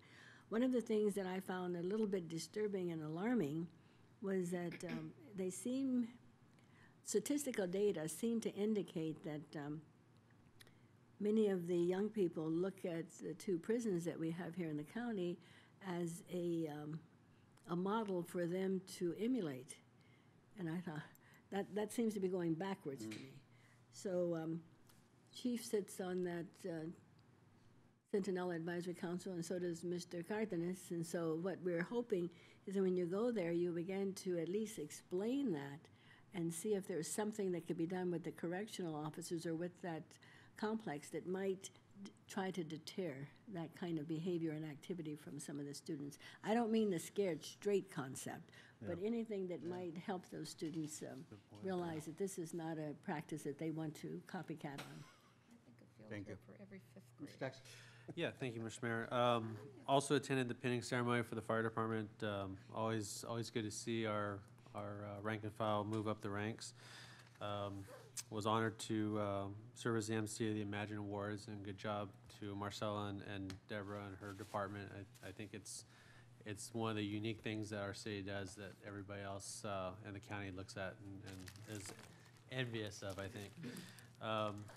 Airport Advisory Committee, we're having a really hard time getting quorum, and I think we've canceled the last 5 meetings, and it's too bad because we have, the EAS issue, and again, we had quorum on Monday, and we're supposed to meet, and about an hour before the meeting, we got an email saying somebody had dropped out and we didn't have quorum, so it's an issue. Library Task Force, a little bit better news than Mr. Cardenas. We did get 4 proposals. It looks like all 4 are falling within the number that we have of 80,000. Marcella's reviewing 2 of them that we selected, and we should be getting some more information back the next few days on that. Oh, good. And March 26th, I was elected as chairman of LAFCO. So I appreciate the support of my council, and I know something else on your calendar. Yeah, exactly. And I was almost late. Well, I kind of actually was late for my meeting because we just recently moved it here, and I went to IID because that's usually where we meet it. And I go there and I'm like, oh, these aren't the right people. So I run over here, they're waiting for me because I was the vice chair, and the first item was the election. So they were holding up the whole meeting because I guess nobody else wanted the position, I don't know. So anyways. That's why you brought the bag of candy Yes. to energize Yes, yourself? to try to get some energy. So that's my report. You know, I just wanted to congratulate Mayor Pro Tem Jackson on that. That's a powerful seat, and I'm glad that our city is represented on LAFCO. So We were actually without any LAFCO representation for years. Yeah, Remember how long and it thank took you me to to, get the- at the time, it was a hard process to even get me on there. It started with Ms. Sanders, and then it gravitated to Ms. Walker as for you guys that don't know, the mayors of all the cities actually vote members onto LAFCO. And that was during a transition period at the county where minutes were lost and all kinds of things. So No one could decide what the process was supposed to be. Nobody could figure it out. It was a different process every time. I was put on, I was sent to training, and then I was taken You're off. taken off, right? That's crazy. Thank you, Mr. Jackson. Thank you. A lot of the same things, I was very happy to be at the Imagine Awards and make the awards with all the people businesses that we celebrated. That was first rate. For those of you, I think, that have, as mayors, have hosted the Imagine Awards, you know that you get very strict marching orders. Gosh. And you She's can. standing there like this. And you cannot deviate from the script. And, you know, I take orders well, so I try not to deviate from the script much. And so I think we all wanted to recognize Deborah there and for the excellent job that she does. And she very firmly said, very politely, but Very, firmly, very firmly and said, no, please don't do this. You can recognize me at the council meeting, so I'm recognizing her. Marcella, for an excellent job. It was just a first-rate event, and the video was excellent. The video was awesome, The yeah. video was excellent, you know, with humor, but yet showed the city. And Mike, I think we got should a sign him future. up for He's the. got a future, yeah. I know, So- I deviated twice, and I was called on that. Just some They were council minor understand, deviations. It goes beyond that. Actually, I received an email from Deborah chiding me for taking the trophies out of the treasure chest before they were supposed to come out each time. I was supposed to take them out after the video. So obviously, I missed my training moment. So Deborah doesn't cut slack on anyone. Wow. And that's why it's so successful. Yeah. League dinner Thursday? Yes.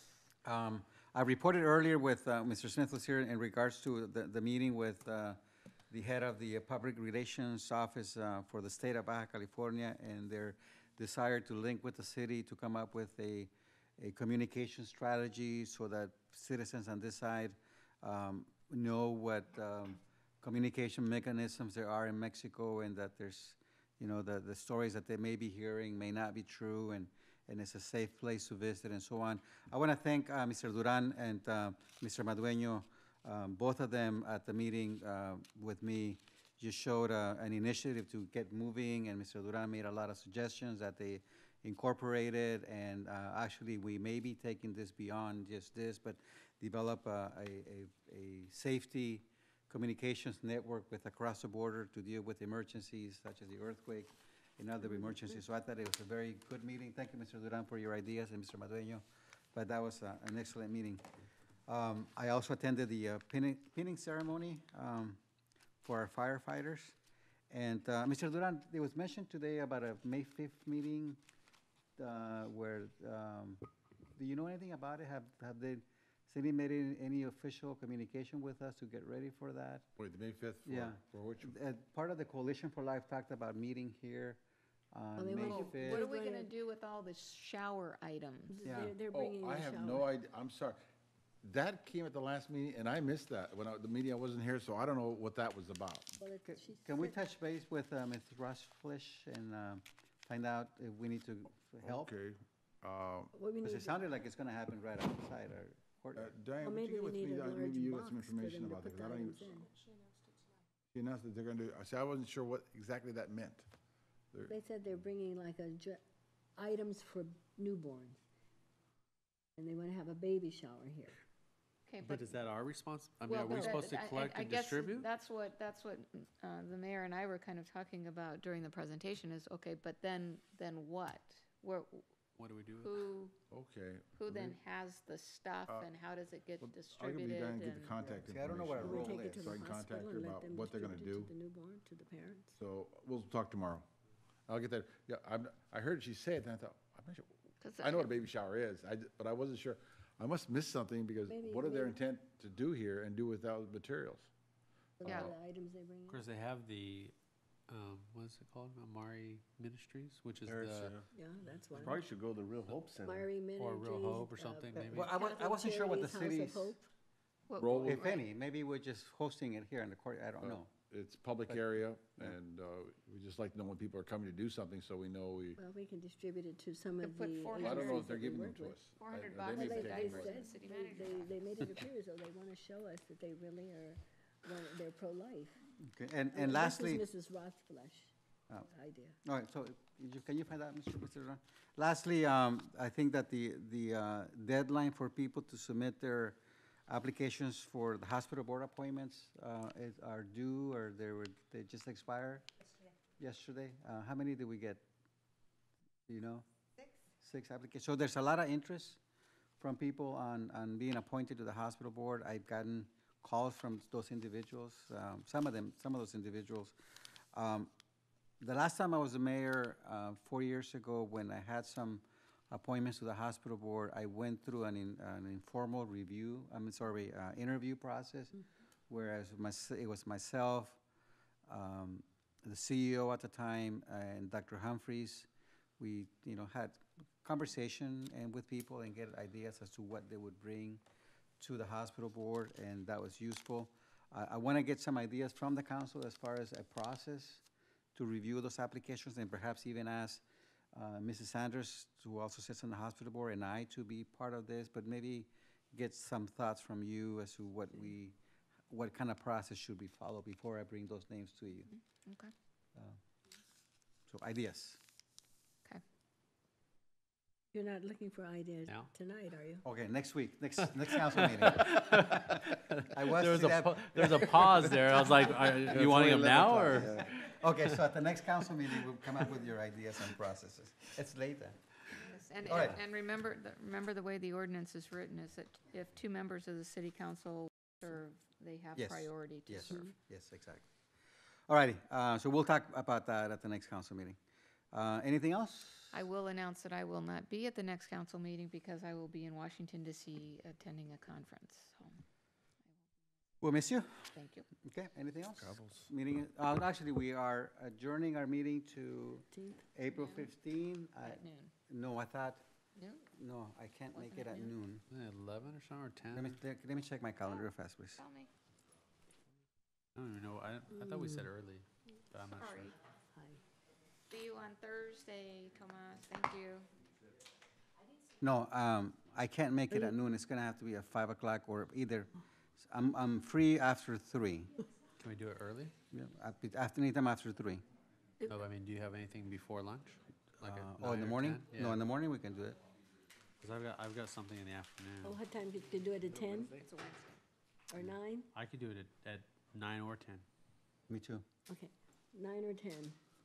I know you know exactly what we mean, 9 or 10, right? 9 o'clock work with everybody? Just To pick one. adjourn the What about meeting to the 10? 15th at 9 a.m.? 9 o'clock? Does that work? Yeah, that's fine. Yeah, we need a motion and a second.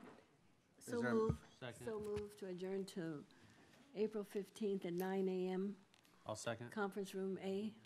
15th, right? Yes. 15. April And 15th. because you'll notify the law firm to make sure they're ready for us, Chris? Oh, you will? Yeah, Ms. Walker will. All righty.